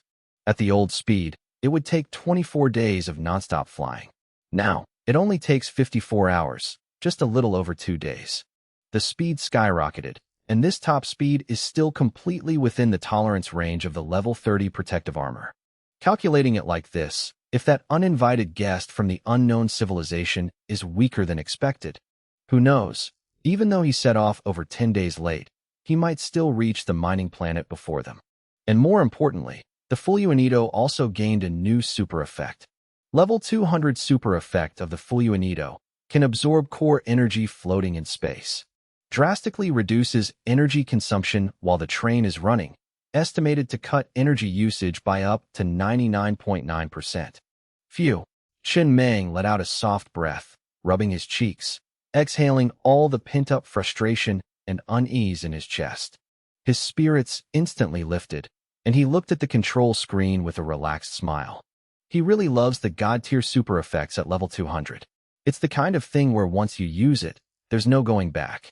Next, when resources allow, he'll upgrade all the accessories on the train to level 200, even without a God-tier super effect. Just reaching level 200 alone is enough to cause an earth-shattering transformation in an accessory's effectiveness. Everything is ready. Level 200 Enemy Detection Radar. Level 200 Radar Jammer. Level 30 Protective Armor. Level 50 A-Cannon Super Energy Main Cannon. Offense and defense fully maxed out. Ready for action. A few lines of data scrolled across the screen for the final check. The perfection rate of all accessories on the Starfarer is at 100%. The Level 7 energy crystal embedded in the engine is at 100%. The Level 5 energy crystal supplying the Protective Armor Research Center is at 90%. The Level 7 energy crystal supplying the train's accessories is at 100%. Energy is fully charged. All residents have boarded the Starfarer. Roll call complete. Not a single person missing. No obvious changes on the star map. Preparing for departure. 10, 9, 8. Accompanied by the countdown, the Starfarer slowly lifted off the ground, hovering in midair. The engine pitched up, and the entire train gradually tilted until it reached a 90-degree angle. The fulluinidos embedded on both sides of the carriages continuously spewed pale blue flames, ready to burst at full power at any moment. 3, 2. Launch. Chen Meng slammed the red button on the control panel. The fulluinidos on both sides of the carriages instantly erupted with blinding white flames. Like a comet, the Starfarer accelerated from near zero straight to 50,000 kilometers per hour, shooting right out of the atmosphere. Chen Meng's body was pinned to his seat, feeling the terrifying thrust transfer through his entire body. He couldn't help but bare his teeth in a grin. Strong enough. Just my style. He could clearly feel the thrust, but there was no sense of chest tightness or shortness of breath. He had already upgraded the internal space stabilizer to level 100. Otherwise, he wouldn't have dared to accelerate like this. If it were even a little lower in level, the whole train would have been turned to mush. 3 minutes later, the Starfarer slowly hovered in the cosmic sea of stars. This day is truly worth remembering. This is the first time the Starfarer has entered the sea of stars, the first time it has hovered in space, and also the first time Chen Meng has observed the aqua blue planet from this angle. So this is the sea of stars. In the control room, Chen Meng looked at the scenery outside the window, slightly dazed. Having lived 2 lives, his experiences far exceeded most people his age, but he had truly never looked at the universe like this before. It's hard to describe. The first thing that overwhelms the senses is the boundless, endless darkness. He didn't know if a vibrant, 7-colored darkness existed, but the darkness before his eyes was even blacker than the darkness in the elven graveyard. It was a pure darkness, so dense it almost solidified into matter, seemingly capable of swallowing all sound and temperature. On that pitch-black canvas, countless stars were scattered about. The number of stars he could see with his naked eye was even greater than the planets displayed on the star map, like countless grains of sand tossed into the sky. Right now, those stars weren't twinkling like they did when looking up at the sky from the aqua blue planet. They were fixed, sharp, like nails driven firmly into a black curtain. Brilliant? Yes, it was truly brilliant. But what overwhelmed him more was fear, or rather, a sense of powerlessness. A fear of not knowing where to go, or how to survive in this vast universe.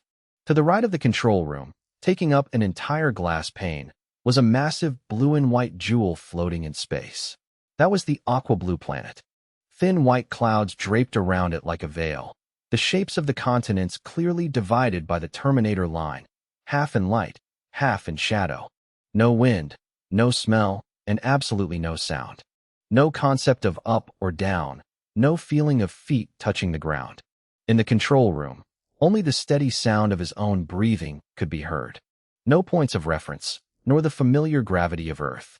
Thanks to the internal space stabilizer, he could still stand firmly in the control room, but for some reason, there was always this surreal feeling in his heart, as if his feet were stepping on thin air. Behind him was a massive ball of white fire. That was the sun, more violent than any flame one could ever look at directly. Compared to it, the aqua blue planet was so small it was barely worth mentioning. Chen Meng stood up, walked over to the floor-to-ceiling window of the control room, looked at the dense stars and the cosmic sea, and lit a cigarette. He stayed silent for a long time before finally saying softly, "The closer you get, the more the beauty fades." When he was on the aqua blue planet, he loved looking up at the starry sky, feeling like those twinkling stars could guide the way forward. He had seen stars carrying information in the apocalyptic abyss, foretelling that the aqua blue planet would become a dead star in 5 years. But when he truly stepped into the sea of stars, when he could observe these stars with his naked eye, when there was no longer the distortion of the atmosphere. All the gentleness vanished, leaving only the naked, sharp truth. Like a wife who is always gentle with outsiders, but cold to you when she comes home. He originally thought that after leaving the aqua blue planet, he would be able to see those information-bearing stars he had seen in the apocalyptic abyss. But when he actually entered space, he found absolutely no trace of them. He didn't even know who had left that information behind. In the Mechanical Civilizations AI database, there was absolutely no mention of this either. Chen Meng stood by the floor-to-ceiling window for a long time. He began to find it hard to imagine what form a true high-level civilization existed in. Just the Zerg civilization's territory displayed on the star map contained tens of thousands of stars. It was a massive domain, stretching across tens of thousands of light-years. What he was looking at right now wasn't even 0.01 light-years away, yet it was enough to make him feel an indescribable shock. Can a civilization truly conquer the universe? Before leaving the aqua blue planet, he had always been steadfast on the path of quiet development, harboring the ambition to conquer the universe and build human civilization. But at this moment, for the first time, doubt crept into his heart. Is that really something he can achieve? Can he even survive in this universe, let alone conquer it? A long time later, he chuckled. I like hot-tempered girls. You need strength to get things done. Xiao AI, let's get to work. Understood. Xiao AI's voice quickly rang out in the control room without the slightest hesitation, as if the shocking scene before them didn't affect her at all. Truly an AI with no sense of romance. But then again, she doesn't need one anyway. Rows of data began appearing on the control screen. The level 200 spatial gate of carriage number 10 currently contains no planets. The distance to the unowned aqua blue planet is within 10 million kilometers. Planet diameter is less than 100,000 kilometers. Meets absorption conditions. Commencing absorption. The planetary cabin is beginning to simulate the current living environment of the aqua blue planet. Progress bar at 0%. Estimated absorption time, 8 minutes. Chen Meng tapped the control screen lightly, silently recording the coordinates of this place. Maybe one day, he'll come back. The absorption time was much shorter than he initially expected. He thought it would take dozens of hours. As the progress bar slowly ticked up, a massive, black hole-like spatial rift gradually appeared next to the aqua blue planet, hovering silently in the sea of stars. This thing. Did I create this? He muttered. Chen Meng looked at the massive spatial rift before him and took a deep breath. The generator's energy crystal consumption rate wasn't fast. It seemed absorbing a planet consumed less energy than he thought. The consumption isn't huge, yet it can create such a massive spatial rift. It's truly a steal. When the progress bar reached 100%, the entire aqua blue planet was completely swallowed by the spatial rift, and in that exact same moment, the spatial rift vanished as well. At the same time, inside the level 200 spatial gate of carriage number 10, a planet appeared, slowly rotating. On the train's control screen, that scene was displayed clearly, missing not a single detail. A complete planet, resting deep inside the Starfarer. Chen Meng stood before the level 200 spatial gate in carriage number 10, pushed the door open, and his eyes locked onto the scene before him. Inside the gate, the aqua blue planet was slowly rotating in the darkness. The simulated sun was operating stably, maintaining the planet's original day-night cycle. Everything looked familiar. Nothing was out of place. The only difference was that right now, Chen Meng was exactly like the god of the aqua blue planet. If he wanted to, the aqua blue planet could instantly welcome the aurora or plunge into polar night. With just a single thought, the hundreds of millions of survivors on this planet could be wiped out in the blink of an eye. The efficiency is far more terrifying than the internal fire control system. Thinking of this, even he fell slightly silent. He had never personally killed that many people. Counting them all up, the number of people who died directly by his hands could be counted on one hand. He used to think that killing 1 million people was enough to be called a ruthless warlord in chaotic times. But in the context of wars between civilizations, hundreds of billions, even trillions of lives being erased seemed like something completely normal. There are too many living beings. You can never kill them all. It sounds philosophical, but it's actually just a cold, hard truth. The aqua blue planet is now completely under his control. If he wants to go down to the continent of the aqua blue planet, he just needs to press the red button next to the spatial gate. The hidden two-way spatial rift will instantly appear, allowing free travel between the Starfarer and the aqua blue planet. The landing spot can even be adjusted at will. To put it bluntly, he can drop in wherever he likes. Quite dictatorial. Xiao AI. Here. Rename this spatial gate to Aqua Blue Planet. Prepare to receive all the survivors on the Aqua Blue Planet and proceed with iris chip implantation. Leave a portion of the high-end trains as a vanguard team, assign Air Dan as the captain, and put them in charge of scouting all the mechanical civilization ruins on the Aqua Blue Planet. Understood. With everything arranged, Chun Mang strode away, heading straight back to the control room. The enemy detection radar's range had expanded to 0.1 light-years. Within this range, not a single living being existed. No monsters, no other civilizations, no cosmic behemoths. Everything was dead silent. It was almost too safe. Civilizations in the Sea of Stars look as numerous as dragon pearls, but when actually placed in this boundless, endless space, they are pitifully rare. The current tasks are considered fully complete. Next, it's time to scout that mining planet and see exactly what's going on. My name is Wang Shi. I was born into an ordinary family on the Purple Cloud planet. You might have never heard my name, but that doesn't matter.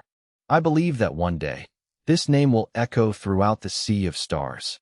Might as well speak with confidence first. Whether it happens or not is up to the future. 1.5 years ago, the apocalypse descended. Countless people died in the jaws of monsters, but I was lucky enough to survive and obtain a train token, thus beginning my journey of fleeing through the cosmos. My parents died when I was young. I've been through a lot of ups and downs, so to me, just surviving is the greatest victory. A few days ago, I successfully cleared the encounter map, Dead Tree Meets Spring, surviving to the end and receiving a massive amount of rewards. It was from that moment on that I became even more convinced I am the child of destiny. Sooner or later, I'll stand at the center of the stage. Sounds a bit narcissistic, but who survives the apocalypse without being a little full of themselves? The greatest legacy reward was the special item, the star map. Even though I'm currently only a level 18 mechanical train and can't enter the Sea of Stars anytime soon, I still frequently observe the star map, monitoring the fluctuations of nearby planets as well as the movements of the Zerg civilization. A few days ago, the Zerg used extremely terrifying methods to directly destroy a mother planet that had just upgraded to a level 1 civilization. That sight scared me into a cold sweat, and I swore to myself that I must develop quietly and absolutely not expose myself too early. I've always kept an eye on the 2 habitable planets closest to me, along with a mining planet just 0.1 light-years away from the Purple Cloud planet. According to the star map, this mining planet is 78% iron ore. The concentration is so high it makes people green with envy. I kept thinking, those 2 planets must be going through the apocalypse as well. Sooner or later, the 3 of our planets will fight over this mining planet. Whoever takes it first can use it as a stepping stone to advance into further star systems. Sounds very logical and very apocalyptic. But right now, I only have one question to ask. Where the hell did that damn planet go? The young man sitting in the level 18 mechanical train suddenly shot up from his seat. Standing there staring at the star map screen, his voice unconsciously pitched up in terror. Where is that planet? Did the Zerg civilization attack? That probability is low, Captain. The cold, mechanical voice of the system echoed in the control room. If the Zerg attacked, there would be massive fluctuations. It couldn't possibly disappear this quietly. Then where is that planet? Completely vanished. Reason? Currently undetermined. Wang Shi slumped back into his seat, his expression shifting constantly. A planet just 0.4 light-years away from him suddenly vanished without a trace. Just hearing about it felt wrong. Could it have collapsed directly into a black hole? Thinking of this, he shook his head. Impossible. That was a habitable planet. Besides, if a black hole had really formed, his Purple Cloud planet wouldn't be perfectly fine right now. Then how on earth was it destroyed? In this universe, the unknown dangers seemed to be far greater than he imagined. Amidst the darkness of the cosmos, the starfarer was running at high speed, hurtling forward like a dense mass of black shadow. Creating a spatial rift requires both the entry and exit points to be in stable spatial zones. And the stable spatial zone closest to the mining planet is exactly 3 million kilometers away. The stable spatial zone for the entry point is right ahead, only about 5 minutes away. Almost there. Xiao AI. Chen Meng sat in the control room, looking at the sharp stars veiled by the pitch-black curtain before him, his voice deepening. How's the progress over at Neon City? Not very good, Xiao AI immediately reported. According to the captain's plan, allowing each Neon City free entry pass to be crushed by people from other civilizations to enter Neon City is extremely costly. In essence, crushing a pass creates a small, one-way, single-use spatial rift. Not only is it difficult to research, but it also consumes a massive amount of resources. Therefore, I am researching an alternative plan, creating large-scale Neon City free entry passes and distributing them at fixed locations on the mother planets of other civilizations. This type is equivalent to a large, stable, two-way spatial rift that exists permanently. The advantage is that it's simpler to research and consumes fewer resources. The downside is that once deployed, the large pass cannot be moved. It is fixed in one location. Captains of other civilizations won't be able to enter Neon City at will. They will be forced to approach the location of the pass to enter, and its physical form will look like a giant gate. MHM. Chen Meng nodded slightly. After we take the mining planet, I'll upgrade the train's auxiliary AI to level 200. I can't have you falling a level behind other AIs. In the future, you will definitely be the highest level AI in the entire universe. Just go with this plan. Complete the research and development as soon as possible. Once we finish mining the planet, before we go any further, drop the large Neon City free entry passes on those 2 habitable planets. That way, we can continuously rake in all sorts of resources. We still prioritize peace. As long as there's no bad blood between us, let's try trading first and achieve peaceful coexistence for mutual benefit. Since we've chosen the second plan, the name Large Neon City Free Entry Pass isn't fitting anymore. Change the name. Let me think. Immovable, fixed in one location, shaped like a giant gate. Let's just call it a Stargate. The Zerg civilization drops insect eggs, bringing disaster and death. Human civilization drops Stargates, bringing peace and trade. Just in terms of meaning alone, we're already a step above them. A very subtle jab, but it hits hard enough. Having settled this matter, Chen Meng looked over at the civilization token emitting a faint white light in the drawer. The 5 progress bars on the back were all completely full. Humanities progress, 100%. Culture progress, 100%. Military progress, 100%. Agriculture progress, 100%. System progress, 100%. As a massive number of survivors from the Aqua Blue planet continuously joined the Starfarer, becoming residents and getting iris chips implanted, the 5 progress bars skyrocketed until they were completely full. He could rebuild the civilization and name it at any time. It's just that he's in no rush right now. First, he needs to get a clear picture of the mining planet situation. He'll wait until everything is stable and confirm there's no danger before rebuilding the civilization. With such a massive number of residents, the amount of dream stones the train generates every day is already an absurd figure. And the cyber mine can also begin expanding on a large scale. Very soon, the Starfarer successfully arrived at the nearest stable spatial zone. Chen Meng pressed a button on the control panel. The spatial rift generator immediately activated, scanning the stable spatial zone for a spot to open a rift, confirming that this area had maintained a stable state in recent days. Clang. 50 million units of iron ore in the control room instantly turned into fine powder, vanishing into the air. The pitch-black curtain in front of the train, which looked like primordial matter, was suddenly twisted by an invisible force. A torn hole gradually appeared, its edges flashing with waves of starlight. At a glance, the tunnel inside wasn't straight, but looked like the elongated neck of an hourglass, with the distant exit shrinking into a faint speck of light.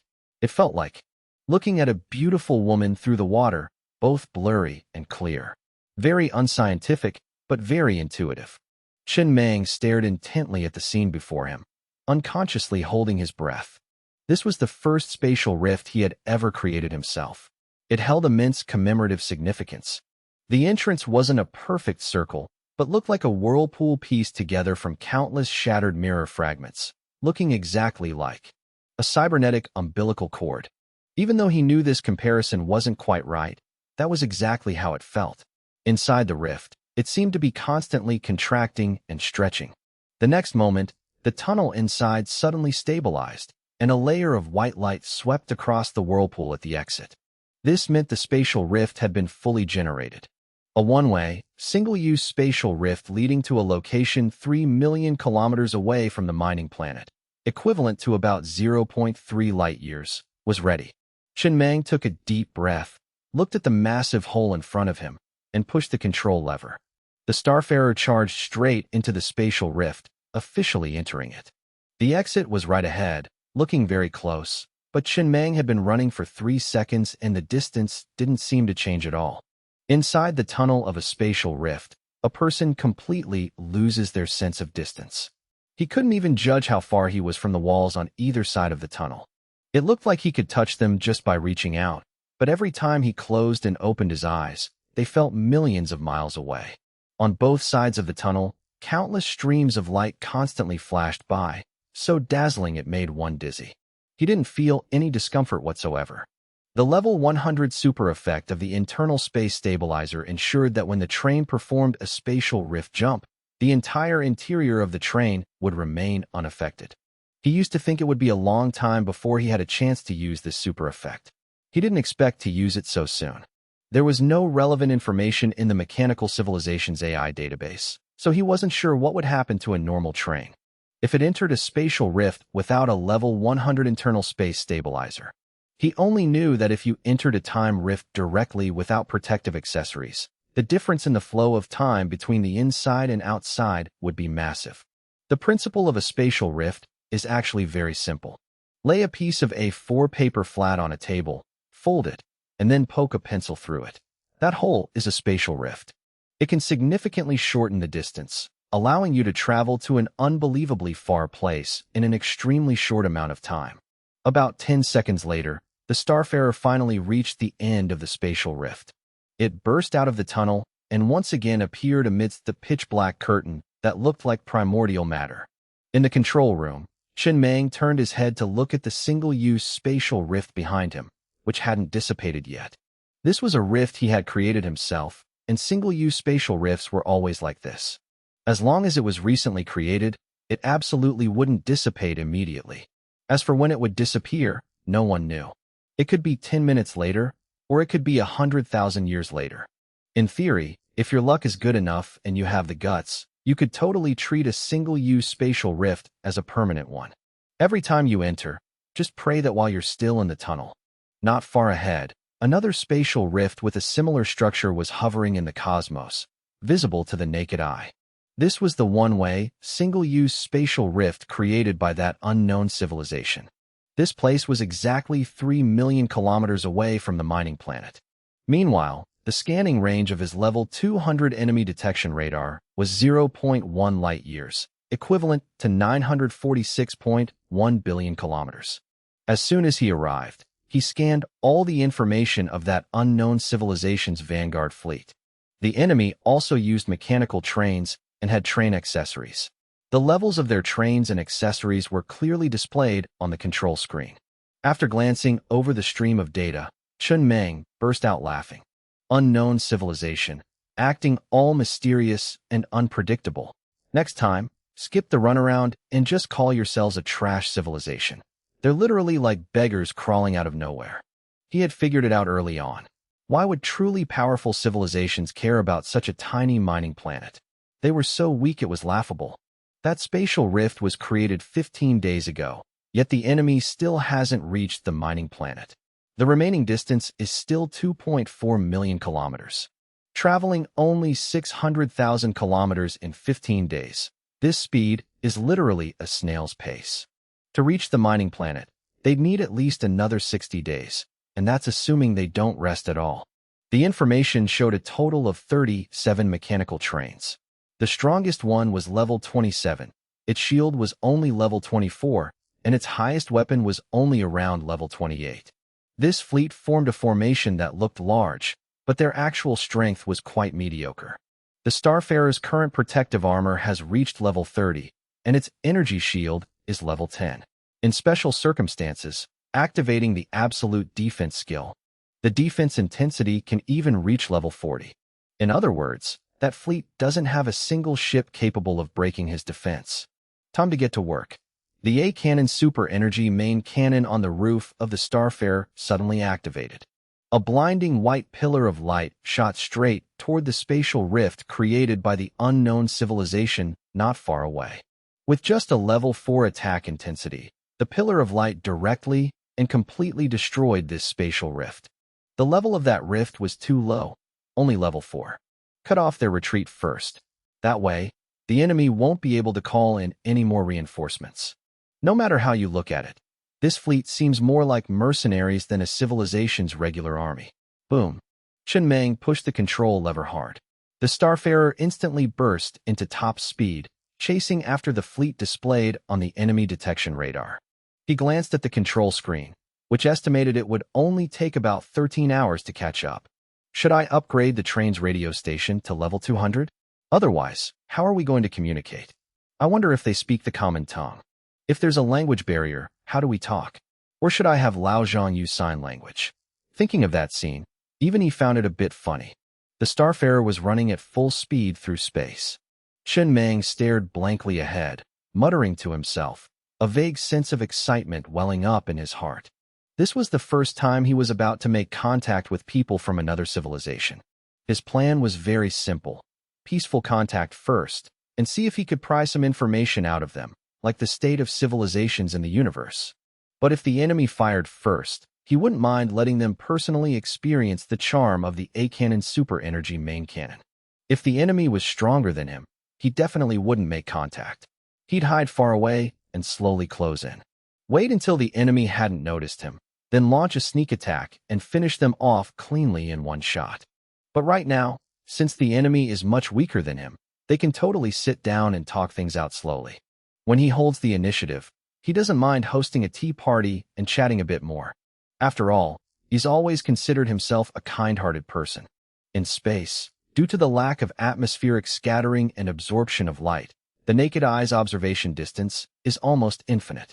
Of course, the prerequisite is that the object is bright enough, large enough, and not obscured. Inside the Starfarer, Chen Meng sat in his chair, staring unblinkingly at the twinkling stars on the pitch-black canvas outside the window. The time left to catch up to the unknown civilization's fleet ahead was about 13 hours. If it were before, he would have chosen to rest to keep himself in peak condition for any upcoming variables. But this was his first time truly traveling through space. He was as curious as a child, his eyes constantly darting everywhere. The Starfarer, which looked like a long mechanical dragon, now seemed incredibly tiny amidst the vast universe, surrounded by countless unknowns. For example, a dust nebula far off to the left. That nebula was formed from a massive amount of cosmic dust, occupying an astonishingly large area, tinted in pink. A shade of pink that made even a man like him unable to resist taking a few extra glances. It really is beautiful. Chen Meng looked at the scene, muttering in a daze.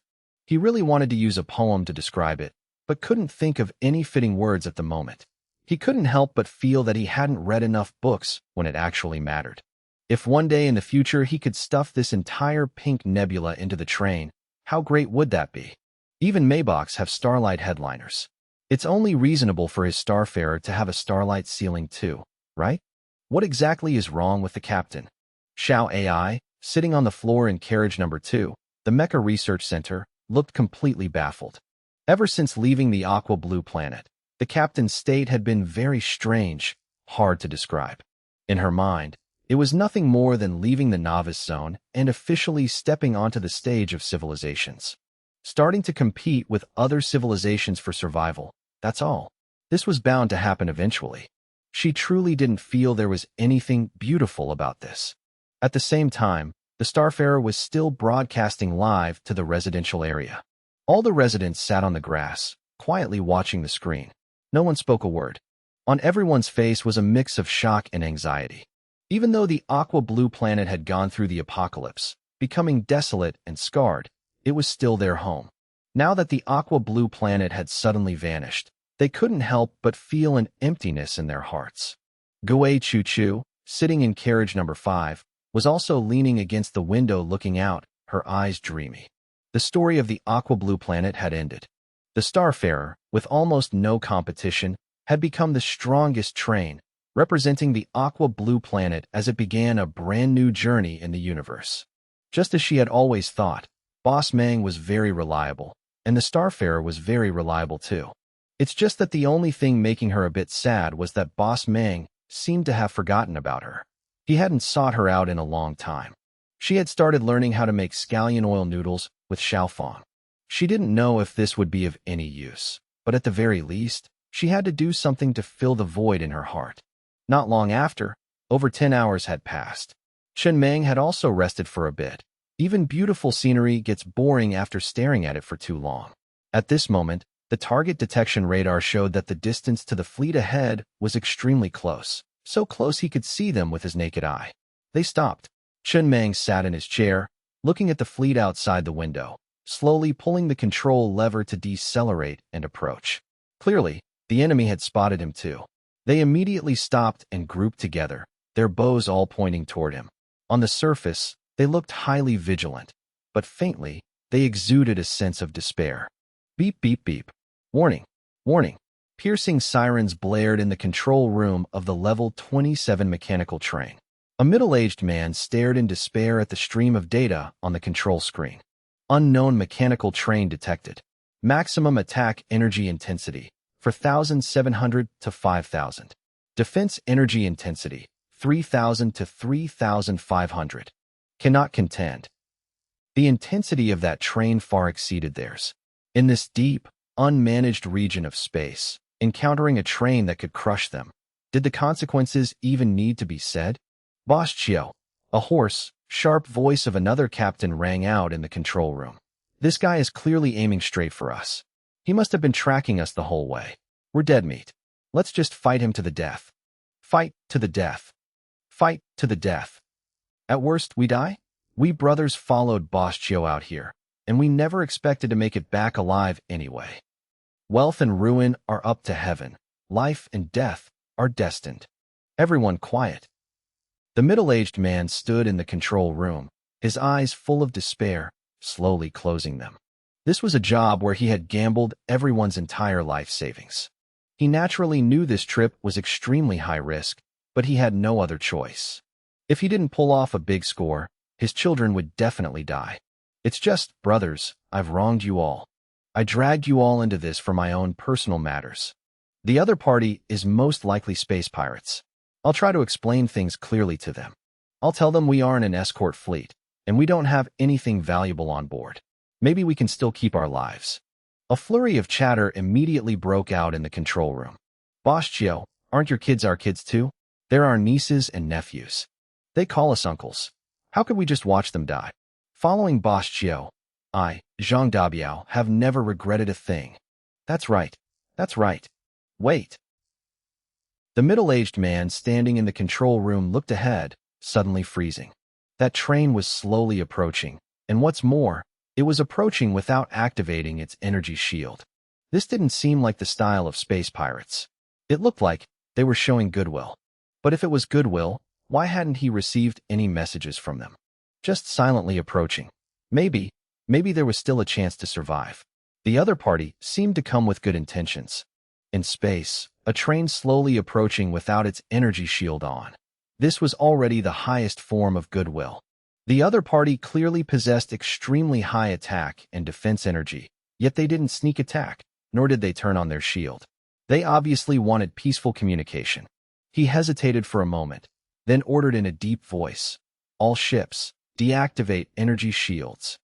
None of the other captains asked for a reason. They immediately deactivated their shields in unison without another word.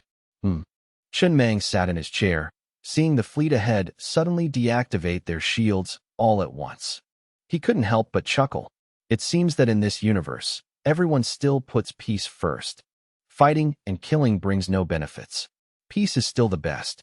He almost instantly realized the other party had misunderstood, but this misunderstanding suited him perfectly. He had originally wanted to interact with other civilizations anyway, and this was the Starfarer's first official contact with an alien civilization, worthy of going down in history. At this point, the distance between the Starfarer and the fleet was extremely close, less than 1,000 meters. Chen Meng slowly brought the train to a halt. He saw a man wearing something like a spacesuit step out of a train, floating in space, flying toward him using thrusters. Not long after, the man reached the door of the Starfarer's control room and tapped lightly on the glass. Chen Meng waved his hand. The first-floor hatch of the control room opened, and the man flew in. Miaozi and the others immediately surrounded him with vigilant expressions. After confirming the man wasn't carrying any weapons, they led him up to the second floor of the control room. Kwaga, Gara, Kiga. The middle-aged man stood straight in the control room, cupping his hands and bowing to Chen Meng, speaking word by word, his voice strong, neither haughty nor humble. It's just that he couldn't understand a word. What on earth was this guy saying? Chen Meng leaned back in his chair, looking expressionlessly at the middle-aged man in front of him. He glanced at Xiao Ai standing nearby, saw her shake her head as well, and let out a soft sigh. What kind of bird or beast language is this? Don't they speak the common tongue? It seems popularizing the common tongue in the universe still has a very long way to go. I don't understand. Tiga. You don't understand? Whatever. Drag him down and deal with him. Dig through their train's AI database and see if there's any useful information. As soon as he said that, the previously calm middle-aged man instantly panicked, pointing at a small mechanical device attached to his collar. He gestured wildly. Haley Kalo Luluga. Chen Meng raised an eyebrow, his expression gradually becoming intrigued. Although he didn't understand what the other guy was saying, it was clear the guy could understand him. That small mechanical device is a translator? I don't have this thing. Go bring a few over from your train for me. The middle-aged man nodded hastily, turning to look at Miaozi, gesturing for him to lead the way. He needed to return to his train and bring a few translators over. 10 minutes later, the middle-aged man stood in the control room again, his expression serious, cupping his hands and bowing to Chen Meng once more. Greetings, mysterious and esteemed powerhouse. I come from the Casa Civilization Federation. I am the president of a small merchant guild. May I ask what instructions you have for us by stopping us? Such a long sentence, and those few ABA sounds from earlier conveyed all that meaning? Your civilization's language is really concise. Chen Meng toyed with the small mechanical device in his hand, pausing for a moment before looking up at the man. His voice was calm. I accidentally wandered into a random wormhole and ended up here. I'm not familiar with the situation in this area, so I want to ask you a few things. He didn't make up some overly exaggerated identity, much less fabricate a background of a god-tier civilization. After all, the things he was about to ask were just basic information, carrying no special significance. The middle-aged man clearly breathed a sigh of relief. Please ask, my lord. I will absolutely not hide anything I know. The other party clearly wasn't a space pirate, so his chances of survival were very high. Plus, no matter how you looked at it, he seemed to come from a peace-loving civilization. Please have a seat. The tea party officially began. Xiao Fong brought over a table. Chen Meng sat at the tea table, lifted the warm teacup in his hand, took a sip, and then looked at the middle-aged man sitting opposite him. Do you have a name? Qiui Zhao. Where did your name come from? From my ancestors. Why are you called Izao? My father's meaning was, if you can't sweep one house, how can you sweep the world? You must finish sweeping your own house before thinking about the world. How old is your father? He's dead, turned to ashes along with the house. I went to the scene to clean it up. Do you know the Zerg civilization? Very strong. Tell me how strong? Although on the surface they are only a level 2 civilization, the Zerg's combat power is even stronger than many level 3 civilizations. It's only because of some internal issues that they haven't completed their upgrade yet. Over the years, the Zerg have destroyed hundreds of surrounding civilizations, including a level 3 mechanical civilization. Mentioning the Zerg, the middle-aged man's body trembled slightly, a hard-to-hide fear flashing in his eyes. The Zerg are an almost invincible existence. Just face their army head-on, and you'll understand what despair is. They sweep through this region like locusts, completely unrivaled. Then what level is your Casa Civilization Federation? It doesn't have a level. The Casa Civilization Federation is an alliance founded by a leading level 3 civilization, consisting of 9,398 level 1 civilizations and 239 level 2 civilizations. That level 3 civilization is called the Casa Civilization. This civilization is very high level and has strong combat power, but its population is extremely small. They can't deal with the all-out sweep. The multi-front, overwhelming, sky-blotting sweep of the Zerg, which is why they formed the Federation. The goal is to block the Zerg race in the east. This forces the Zerg to constantly expand westward, not eastward. Casa Civilization. Chen Meng frowned slightly. Leaning back in his chair, he lit a cigarette and stared at the star map behind the man for a long time before speaking. Where is this Casa Civilization? Why don't I see it on the map? The man froze, instinctively turning his head. When he saw the massive star map on the screen, his entire body stiffened. His mouth slowly fell open, his eyes filled with absolute shock. Is this a star map? Holy shit. He had only caught a fleeting glimpse of something like this once before, inside his civilization's combat command center. This was a priceless strategic asset, absolutely not something a private individual could own. At first, he thought this powerhouse was just an explorer. Now, it seemed highly likely that he held an extremely high-ranking position in his own civilization. Otherwise, there was no way he could bring a star map aboard his ship. Moreover, this map was nothing like the one on their ship. This was a real-time updating version. It was the surviving essence of the mechanical civilization, irreplaceable and incredibly rare. The man swallowed hard, standing up and approaching the screen. Pointing to the eastern edge just off the map, he said, "These level 1 civilization zones all belong to the Casa Civilization Federation. They serve as the first line of defense. The level 3 Casa civilization is located a bit further out, beyond the map's current range. About 300 light-years away. If you ever have the chance to visit that sector, sir, you'll find it incredibly prosperous. They've built numerous permanent two-way wormholes, and the civilizations there interact very closely." "Which civilization do you belong to?" Chen Meng asked. "Right here." The man zoomed in on the map and pointed to a pale blue planet. "The level 1 Chioha civilization." "Let me see." Chen Meng walked over, marked the location, and zoomed out to find their current coordinates. He narrowed his eyes and muttered, "The straight-line distance between these 2 points is 44,000 light-years. The cost of creating a one-way, single-use wormhole over such a vast distance. Is that something you can afford?" From the aqua blue planet to this mining planet was only 0.3 light-years.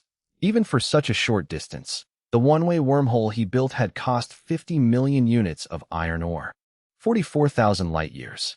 Without some low-cost technology, scaling that up proportionally would require a staggering 73.3 trillion units of iron ore.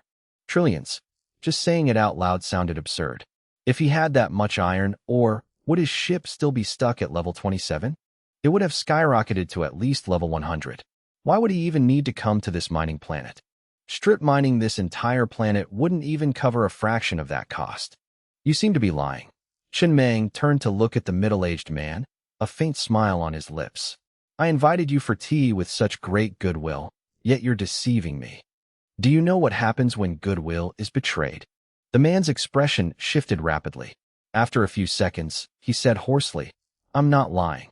Our target for this trip was the mining planet 2 million kilometers away. If we could afford to build that kind of wormhole, we wouldn't have needed to come to this mining planet in the first place." Although the Zerg and the Casa Civilization Federation haven't officially gone to war yet, minor skirmishes happen constantly. The Casa Federation has always considered the Zerg their greatest enemy, so they've deployed numerous countermeasures. For example, they've set up a series of hidden wormholes in locations extremely close to the Zerg's home base. These wormholes remain completely cloaked under normal circumstances.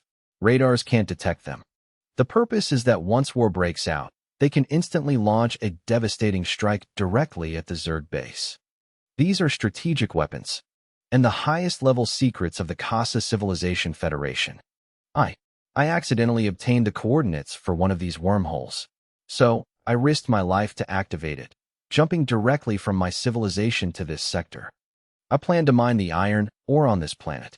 I wanted to seek wealth amidst danger. It was a massive gamble. Qin Mang nodded, counting on his fingers. Let me do the math. You're the captain of a small merchant guild from the level 1 Xioha civilization. There are 9,398 level 1 civilizations in the Casa Federation. Information of this caliber. I'm afraid, even within the level 3 Casa civilization, only the top decision-makers would have access to it. And yet you somehow managed to get your hands on it. Do you know what this is equivalent to? It's like back in my old world, a drunk old man gossiping in a village in the middle of the night. And his drunken ramblings turn out to be the exact contents of an official speech by a major world leader across the ocean the very next day. Stuff like raising taxes or making things great again. It sounds utterly impossible. Calling it a prophecy makes more sense than an intelligence leak. I'd really love to know how you got access to it. Give me a logical explanation. It's hard to make it sound logical, the middle-aged man said, on the verge of tears. Me getting my hands on this level of intel is inherently illogical. So how could there be a logical explanation? I accidentally joined a chat group. The group's name was literally Daily Strategic Intel Summary for Casa Civilization War Zone 239. Then, someone just straight up posted the coordinates of that hidden wormhole. Even though I was kicked out of the group almost immediately, I secretly memorized the coordinates. My child is gravely ill and needs a massive amount of iron ore. In my desperation, I risked everything to pull off this job. Qin Mang remained silent for a long time, his face expressionless. Finally, he spoke slowly. Do you think this sounds logical? Not exactly logical, but it really happened. So you're telling me you activated a strategic hidden wormhole set up by the Casa Civilization just to run over here and mine this planet? Yes. Building a wormhole like that requires 73.3 trillion units of iron ore.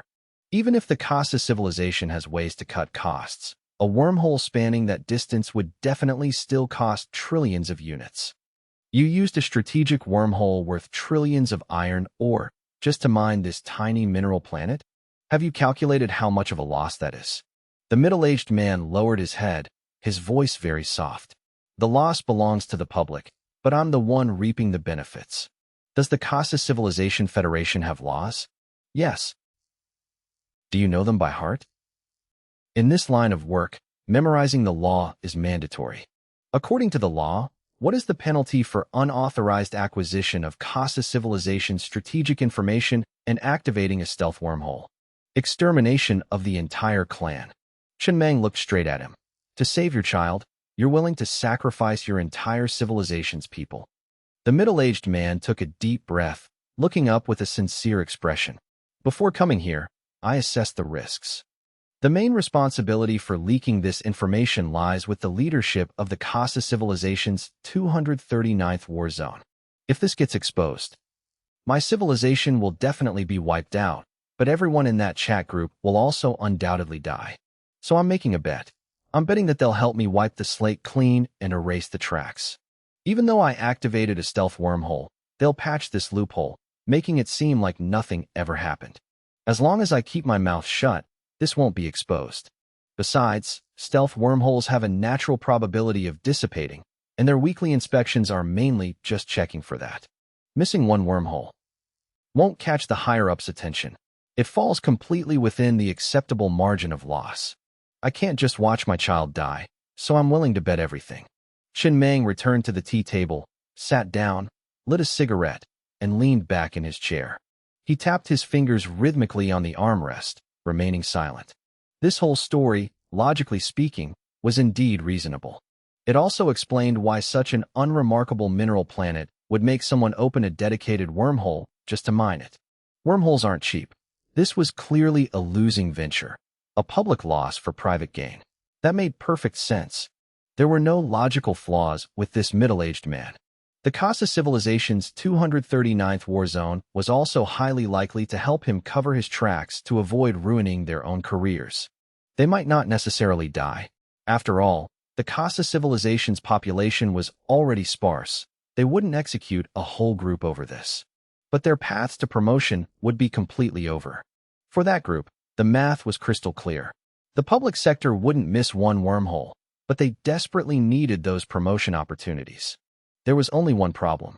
For this to truly remain a secret, they had to silence this man permanently. He ran pretty fast. Otherwise, he'd probably be getting hunted down right now. It was just a pity. If the iron ore used to create that strategic stealth wormhole had fallen into his hands, it would have been great. What strategic wormhole? It'd be better to dump all those resources into developing himself, charging solo into the Zerg civilization, and turning the world upside down. That would be way more satisfying. Quite the guts you have. Chen Meng leaned back in his chair, looking at the middle-aged man across from him. The corner of his mouth twitched up slightly, his voice calm. But that strategic stealth wormhole is one way. How do you plan on getting back? The amount of or mind on this planet definitely isn't enough to get you home. The middle-aged man looked up at Chen Meng and spoke softly. At that time, the strategic stealth wormhole coordinates posted in the chat group weren't just one, but a whole string of them. 13 in total. Next to the wormhole coordinates we used to get here, there's another single-use, one-way wormhole that can take us back to the Kasa Civilization Federation. The original plan was to activate that strategic stealth wormhole to return. Chen Meng stayed silent for a long time, his face expressionless. Then, he said softly, "Very well. A round trip. Trillions of units of iron ore just wasted like that. Upgrading a 7-colored grade component to level 50 only cost him 4.5 billion units of iron ore. With that amount of ore, it was enough for him to upgrade all his components to level 200 at once. 2 strategic stealth wormholes created from such a massive amount of resources, thrown away by this guy, without a second thought. It felt like using a golden spoon to scoop iron filings out of a vat of strong acid. Just thinking about it made his heart ache. If he were the leader of the Kasa civilization, he'd probably want to kill someone to vent his anger. If he didn't kill, it'd be hard to swallow this frustration. Here's what I'm thinking. The middle-aged man explained carefully. From the moment we activated the first strategic stealth wormhole. If the leadership of the 239th war zone reports it to their superiors, going back means death. But if we don't go back, running out of energy and getting stuck here also means death. Since we're dead either way, we might as well use another wormhole. At least it makes our deaths a bit more worthwhile. The time for mining and returning is a little over 300 days. But if, during this time, the leadership of the 239th war zone still hasn't reported it, his charge will shift from a work error to covering up a major mistake. Or even colluding with outsiders to steal civilization resources. If the first charge only gets him dismissed or ruins his career, the latter two will definitely get him killed. As long as he doesn't report it within a year, the second mistake will force him to cover it up to the bitter end. If he doesn't, he dies. After that, I won't use any other wormhole coordinates either. I'll just hide and live a quiet life. Everyone stays safe and sound.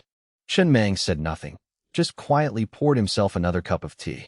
For some reason, he deeply sympathized with the leadership of the 239th war zone. It felt like swallowing a live snake. Even worse, actually. You can't pull it out, and you can't swallow it down. You can only feel its little legs constantly scratching at your throat. The remaining 12 strategic stealth wormhole coordinates of the Kasa civilization. Can you write them down for me? No problem. The middle-aged man barely hesitated. He took the pen and paper Xiao Fong handed him and quickly wrote them down. Once he finished, Chen Meng waved his hand, signaling Xiao Fong to collect the paper, then asked casually, "What illness does your child have? How much iron ore does the cure cost?" She accidentally wandered into a time rift. It'll cost nearly 3.99 billion units of iron ore. That expensive? Chen Meng frowned slightly. Someone had wandered into a time rift before, and curing them only cost 39.2 million units of iron ore. It seemed the danger levels of different time rifts varied. That made sense. Very expensive, the middle-aged man said bitterly. Our merchant guild only earns a meager wage. We don't get big orders. This amount of resources is impossible for us. In my desperation, I risked my life for this job. It's just, I feel guilty towards my brothers. They all put their lives on the line to follow me on this trip. Tell me more about yourselves. I'm quite interested. Just like that, the two talked for over 3 hours. During that time, Chinmang learned a lot more about the Kasa Civilization Federation and gained a rough understanding of other civilizations. His first contact and exchange with an extraterrestrial civilization went quite amicably. I've had my eye on this mineral planet for a long time. Chinmang patted the armrest and stood up, looking down at the middle-aged man with a smile. I definitely can't let you guys have it. But I can allow you to mine 10 billion units of iron ore. Use it to cure your child, and keep a little extra for travel expenses. I'm very interested in your merchant guild. We'll have plenty of opportunities to cooperate in the future. I'll land on the mineral planet first. You guys can take your time following behind. It's just... Before that, I have to trouble you one more time. My assistant is a bit clumsy and lost the paper from earlier. I'll have to trouble you to write down those 12 strategic stealth wormhole coordinates for me again. The middle-aged man sat there, slightly stunned. He looked at the pen and paper Xiao Fong handed him, then quietly took them. Not a problem. 3 minutes later, Chinmang took the 2 sheets of paper filled with coordinate data from Xiao Fong and cross-checked every single entry right in front of the man. After confirming they matched perfectly, he looked up and smiled. It seems our cooperation will be very pleasant. Cooperating with a powerhouse like you is an honor for our Izhao Merchant Guild. The middle-aged man breathed a sigh of relief and wiped the sweat from his forehead. At least he survived this time. Plus, if everything went smoothly, his daughter would have a chance to be saved. He had never even considered writing fake coordinates. Even though if this VIP recklessly activated those strategic wormholes and alerted the leadership of the 239th War Zone, he would definitely die. As the saying goes, danger lurks in every corner. Dying later is a problem for later, but lying right now means dying instantly. Wormhole coordinates are incredibly complex. He couldn't possibly make up 12 coordinates on the spot, memorize them all, and then write them down perfectly a few hours later. From the very beginning, he had guessed that this VIP would definitely make him write them again. He had one rule in life: clearly distinguish between dying later and dying right now. Whoever is closer, you listen to them. After the man left, the planet cruiser immediately accelerated. Under the watchful eyes of the Izhao Merchant Guild's fleet, it shot deep into space at breakneck speed. Its target was the small mineral planet millions of kilometers away. Just log these 12 coordinates into the database for now. Who knows, they might come in handy later. They might not be real, but it's better than nothing. Chinmang sat in the control room, tossing the 2 sheets of paper onto the console beside him. The mechanical eye in the room slowly rotated, scanning all the data on the paper. Captain, what do you think the chances are that these coordinates are fake? Hard to say. He sighed softly, leaning back in his chair. These coordinates have absolutely no pattern or mnemonic anchors. The number sequences are long, making it extremely difficult for a human brain to memorize. At least, I couldn't do it. If he had to rely on memory to jot down such a massive string of coordinates, tweaking a few numbers to create 2 identical copies wouldn't be too hard.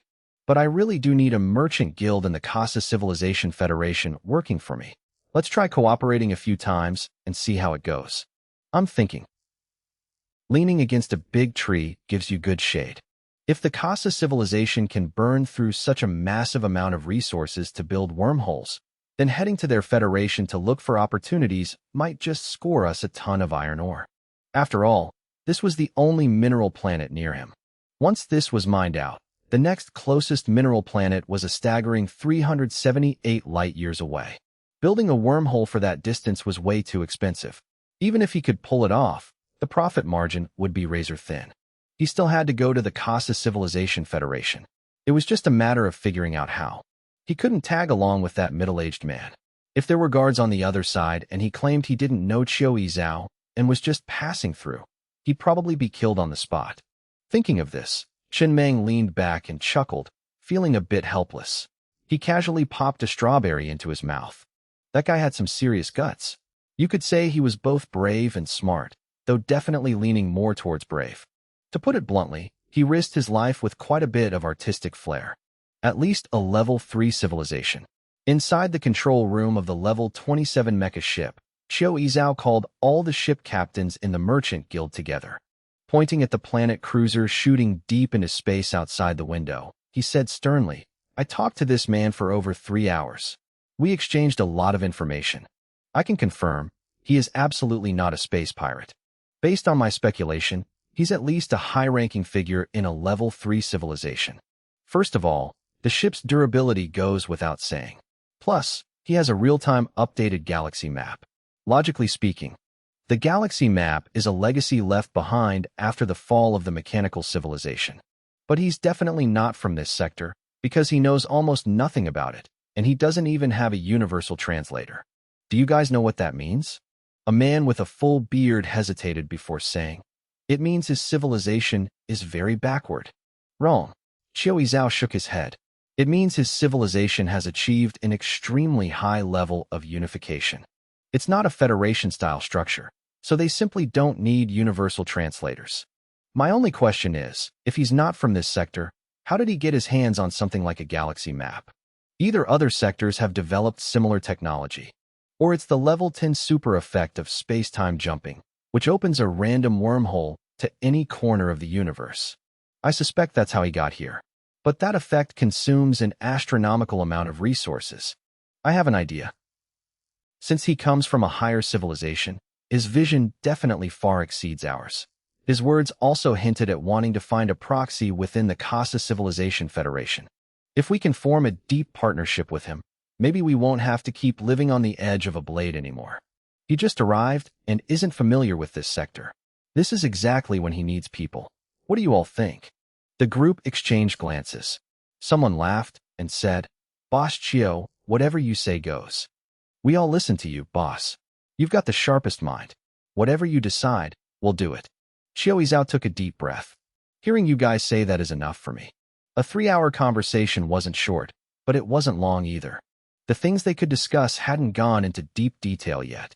Before parting ways, Chen Meng had asked Qiu Yizhao to copy a brief overview of this sector for him. Right now, Chen Meng was sitting in the control room, slowly reading through every line of data. It would be about 30 to 40 hours before they reached the mineral planet. Attack energy range. Chen Meng pondered as he watched the information scroll across the screen. This so-called energy range was actually just like a level. An energy range of 5,000 was equivalent to a level 50 attack intensity. There was no difference. It was just a change in terminology. The database information was incomplete. It only vaguely mentioned that some incident had occurred, causing the concept of levels to be replaced by energy range. It seemed the gap between tiers was no longer an absolute, crushing advantage. It was all just mentioned in passing, like a casual remark thrown out and forgotten. What interested Chen Meng more was the reappearance of the cultivation civilization. Daily cultivation relied on iron ore, breaking through and crafting spiritual treasures relied on morphite stone, and talismans used copper ore. But in this civilization system, they didn't call it iron ore. They called it spirit stones. What a great spirit stone. Chen Meng looked at the various lines of data on the screen, his expression a bit strange. He already knew that the power of all civilizations stemmed from core energy. It was just the method of extraction that differed. Mechanical ships were just one form of it.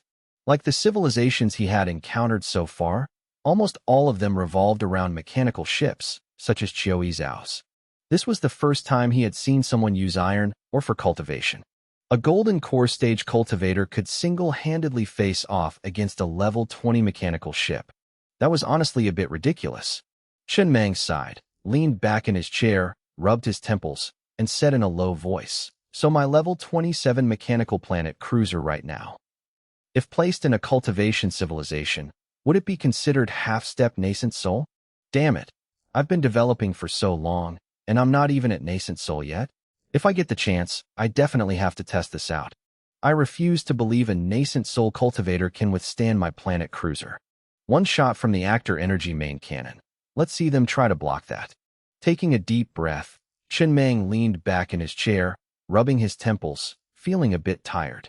After a long silence, he lit a cigarette, tilted his head to look at the scenery outside the window, and let his thoughts drift away. From Qiu Yizhao, he had gathered quite a bit of information about the state of this entire universe.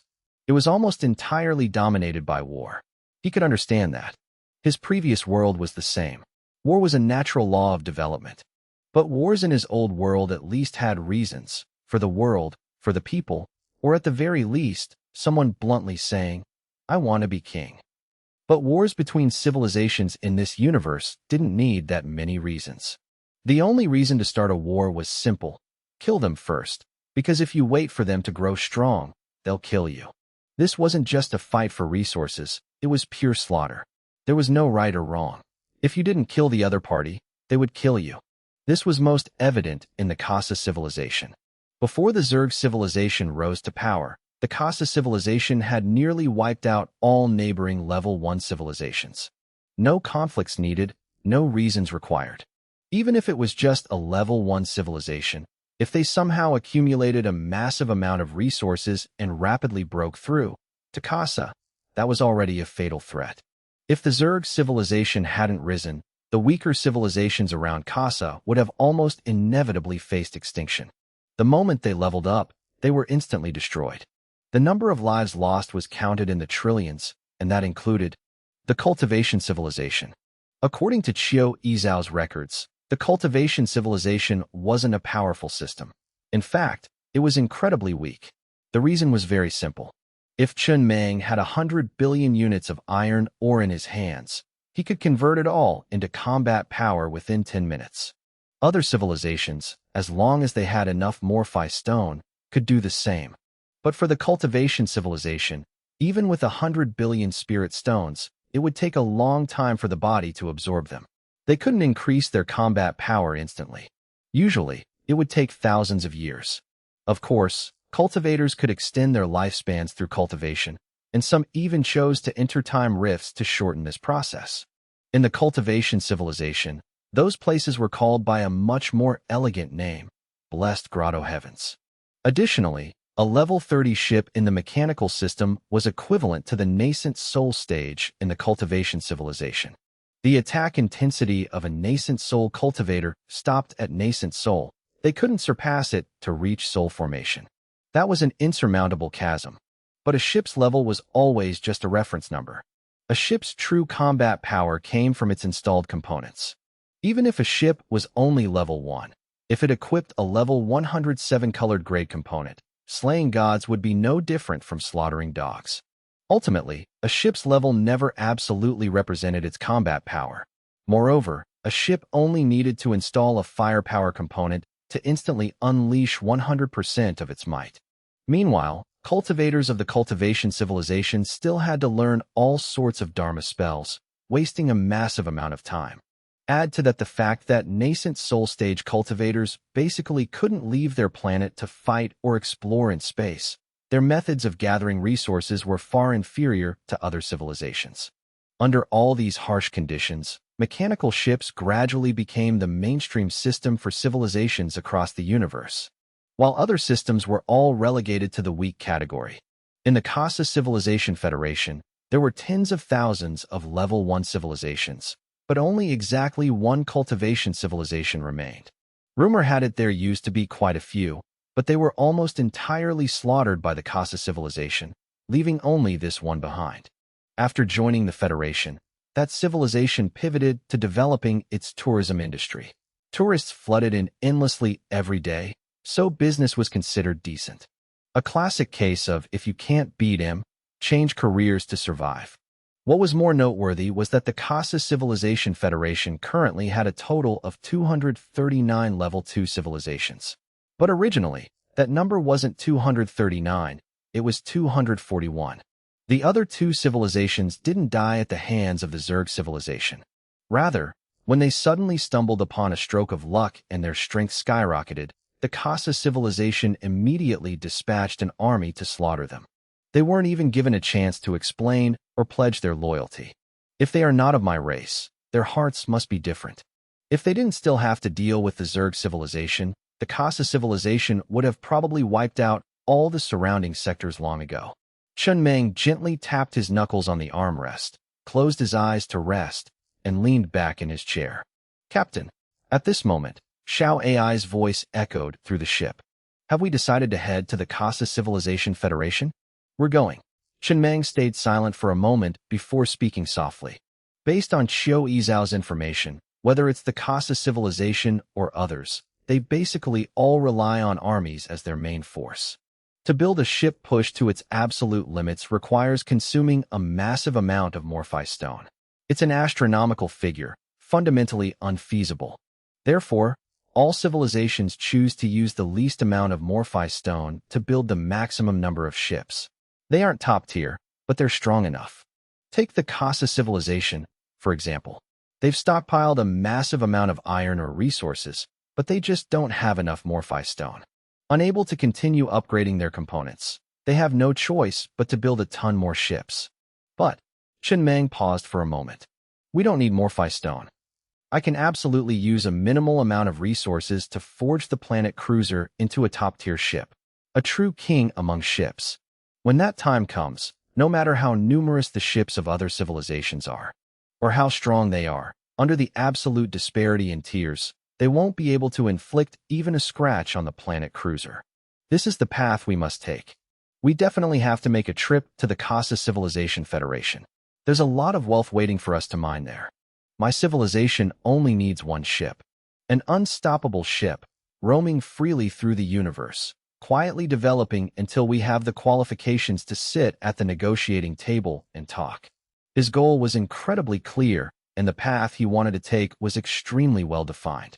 Even though the road ahead was still fraught with danger, after grasping the general information about this sector, his mind was much more at ease.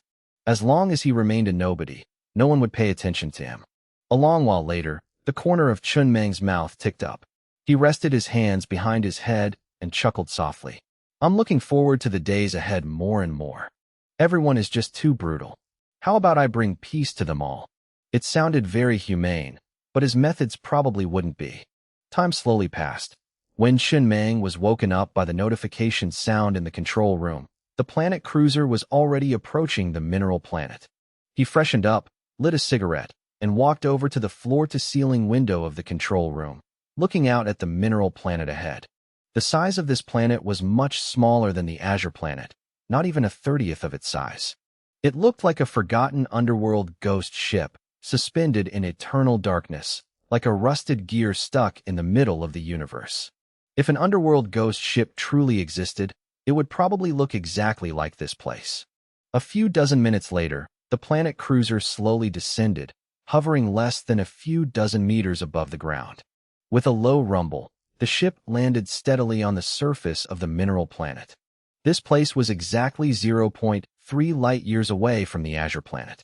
According to pre-apocalyptic records on the Azure planet, the farthest a spacecraft had ever flown hadn't even surpassed this distance. At a low level of civilization, wanting to explore the universe was like trying to catch the moon's reflection in the water. It looked close, but when you reached out, there was nothing there. The rapid beep, beep, beep of the resource exploration radar rang out incessantly. He didn't even need to look at the screen to know that the mineral veins here were practically linked together in one continuous stretch. The highest-grade mineral vein within the radar's range was a level 6 iron mine, capable of yielding 1 billion units of iron ore. On the Azure planet, the highest mineral vein was only level 7, located in the 7-colored zone, and they were all single-use veins that couldn't regenerate. The dense mineral veins looked like the spines of giant monsters, scattered all over the ground. There were no clouds in the sky, only endless stardust, like a silent blizzard, washing the entire planet into a deadly grayish blue. There was no dusk here, nor was there night. The nearest star was very far away. The faint light that reached here was barely enough to outline the rugged terrain ahead. No life, no water. The oxygen level in the air was 0%. The atmosphere was composed of carbon dioxide, nitrogen, and other elements. The surface temperature was extremely low, with the data showing minus 143 degrees Celsius. This was a wandering mineral planet that had left its star system, drifting through the universe, not orbiting any celestial body. Loneliness and death were the only themes here. Just standing here, One could clearly feel the absolute desolation. Chen Meng walked into the control room, looking at the situation outside the ship displayed on the secondary screen. A massive amount of frost was covering the ship's armor. This temperature of minus 143 degrees Celsius was far lower than the polar regions of the Azure planet. The armor's integrity was slowly dropping to 99%. Mechanical nanobots were being continuously produced to repair the armor. Due to the extremely harsh environmental conditions, a massive number of nanobots was required, and the repair costs skyrocketed accordingly. The mineral veins on the surface were covered in a thick layer of frost, nitrogen gas that had frozen solid. Even the carbon dioxide had frozen into hard, dry blocks like cakes, making it look no different from a snowfield. In an environment like this, everything became extremely brittle. While it wasn't quite at the point of shattering upon touch, it could only barely withstand a slight amount of stress. This is a bit bad. Chen Meng silently looked at the scene before him. Before coming here, he hadn't expected the survival conditions on this mineral planet to be this harsh.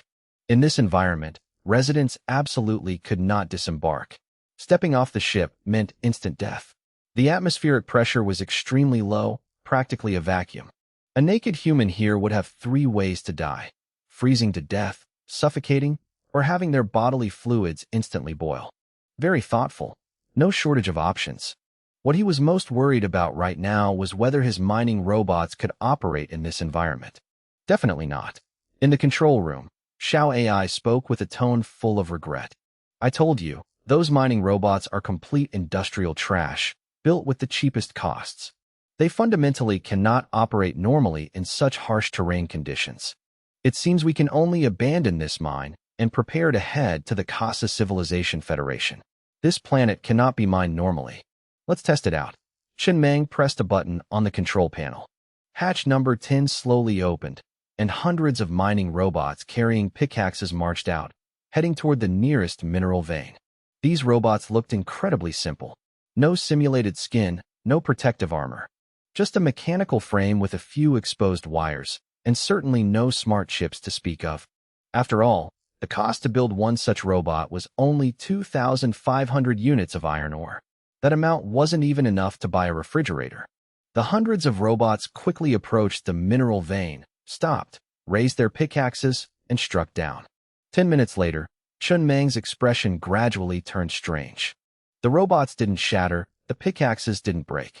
Everything was completely normal.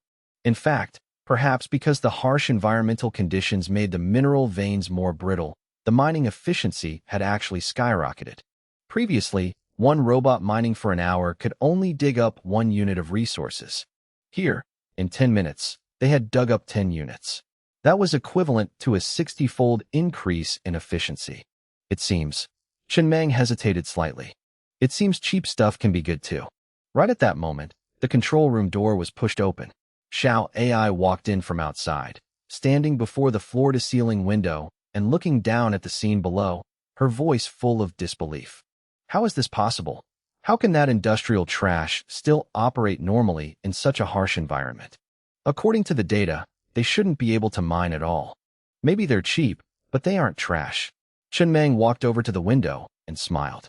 They poured all their functionality into mining, discarding everything else.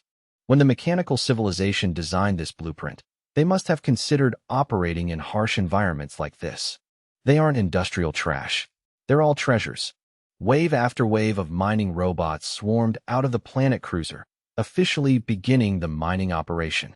The total number of mining robots on the ship was 210,000. With efficiency increased by 60 times, it was equivalent to 12.6 million regular mining robots. The time to mine this entire mineral planet would be significantly shortened. If he had known earlier that the mining conditions here were this harsh, he wouldn't have even needed to chase after the Yizhao Merchant Guild's fleet. With that fleet's energy shield level, they fundamentally couldn't withstand this planet's environment. Their integrity would definitely drop much faster, as long as their repair speed couldn't keep up with the wear and tear. The end result would be the destruction of their ships and the death of everyone on board. Not every ship had the qualifications to mine this mineral planet. However, if he hadn't chased after the Yizhao Merchant Guild's fleet, he wouldn't have learned so much information about the Casa Civilization Federation. Consider it a chance encounter that ended up leading him down the most beneficial path. Mining days were always long and drawn out. 50 days had passed since the planet cruiser landed on planet Aon. The Izao Merchant Guild was still over 10 days away from reaching the mineral planet. The initial distance of 3 million kilometers hadn't shortened. It had actually grown longer because the mineral planet wasn't stationary. Instead, it was constantly drifting through the universe in the opposite direction of the space wormhole. Chen Meng sat in his chair, quietly watching the data on the control screen. Over the past few days, he had finished mining about 1/20th of the total mineral veins on this planet. However, based on his explorations of the mineral planet using the planet cruiser, he had confirmed a rather headache-inducing truth. He couldn't mine the entire planet. The planet didn't rotate on its axis, causing it to gradually drift further away from that dying star. The temperature on the sun-facing side was basically stable at minus 143 degrees Celsius. This area was still operable. But on the dark side, the lowest temperature had nearly hit minus 265 degrees Celsius. He hadn't piloted the planet cruiser in there to test if the armor could hold up, but he had sent mining robots in to try, and the result was them breaking down on the spot. In other words, he could only mine half of this mineral planet. The other half was completely untouchable. Over the past 50 days, he had lost 70 to 80,000 mining robots. A small portion was due to natural wear and tear, but the vast majority was caused by bizarre storms that occasionally swept across the sun-facing side. With no warning signs and for unknown reasons, they would instantly shred the mining robots into pieces. Xiao AI. Chen Meng stood in the control room, pondering for a moment before asking, "What if I pilot the planet cruiser out into space and fire a few shots from the actor energy main cannon at the edge of this mineral planet? Could that make it spin? Like spinning a top. Once there's a day-night cycle, I can mine the veins on the other side." "No," Xiao AI's voice rang out decisively. "Setting aside whether this spinning top idea is even feasible, this mineral planet only recently broke away from its star system. So, despite the harsh conditions, the sun-facing side is still mineable. Wait a little longer, and when it fully becomes a wandering mineral planet, the temperature across its entire surface will drop to between minus 230 and minus 270 degrees Celsius. That's a temperature range that is absolutely unmineable. The star it's moving away from is already in a dying state. Even if it starts rotating now, it won't do much good. Forget it then." Chen Meng sighed softly, his voice tinged with regret. Mining half the planet was still a pretty good result anyway. Mining a mineral planet was more complicated than he thought, much more complicated than mining on the Azure planet. Before, he thought he could just show up and dig wherever he wanted. Being used to living on the Azure planet, he hadn't anticipated at all that the environments of other planets would be this brutal. In these 50 days, he had mined 124.5 billion units of iron ore, along with nearly 40 billion units of copper, ore, and other resources. Once he finished mining the entire iron ore zone on the sun-facing side, the estimated total yield could reach nearly 1 trillion units of iron ore. This amount of resources was enough for him to upgrade all his components to level 200, and even activate the level 200 God-tier super effect. The disparity is just too massive. Chen Meng sighed as he looked at the resource panel in the ship. He finally understood why the Kasa civilization slaughtered other civilizations without mercy. In the mechanical ship civilization system, as long as you had enough resources, your combat power would skyrocket instantly, leaving the enemy with almost no time to react. Just one slip-up, and the enemy would be stronger than you. That's why they had to be crushed in the cradle. Especially him.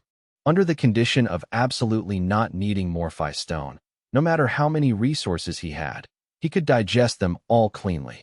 The component used to produce mining robots was the Robot Manufacturing Research Center. This component could produce two types of units, mining robots and mechanical dogs. It was a gold-grade component, lower than pink grade, but higher than red grade. Originally, this component was only level 10, but a few days ago, he had directly upgraded it to level 200. At the time, he still held on to a glimmer of hope, thinking he could build stronger mining robots capable of operating in the ultra-low temperatures of the dark side. Unfortunately, it didn't work. Upgrading a gold-grade component consumed an extreme amount of resources, just pushing it straight to level 200 burned through 85 billion units of iron ore. God knows, back on the Azure planet, he had diligently mined for a whole year just to accumulate a fraction of that. Yet here, upgrading just one gold-grade component wiped out 85 billion units of iron ore. Although the effect after the upgrade was a bit different from his initial expectations, how should he put it? It was even more terrifying than he imagined. The Level 5 super effect of the Robot Manufacturing Research Center. After installing this component, the cost of manufacturing robots from all components on the ship is reduced by half. Level 10 super effect, reduced by half again. Level 20 super effect, reduced by half again. Level 50 super effect, reduced by half again. Level 100 super effect, reduced by half again. The Level 200 super effect of the Robot Manufacturing Research Center. The cost of manufacturing robots from all components on the ship is reduced by half yet again. At the same time, all robots can be remotely controlled by AI. Simply put, they were cheap, plentiful, and didn't even require manual command.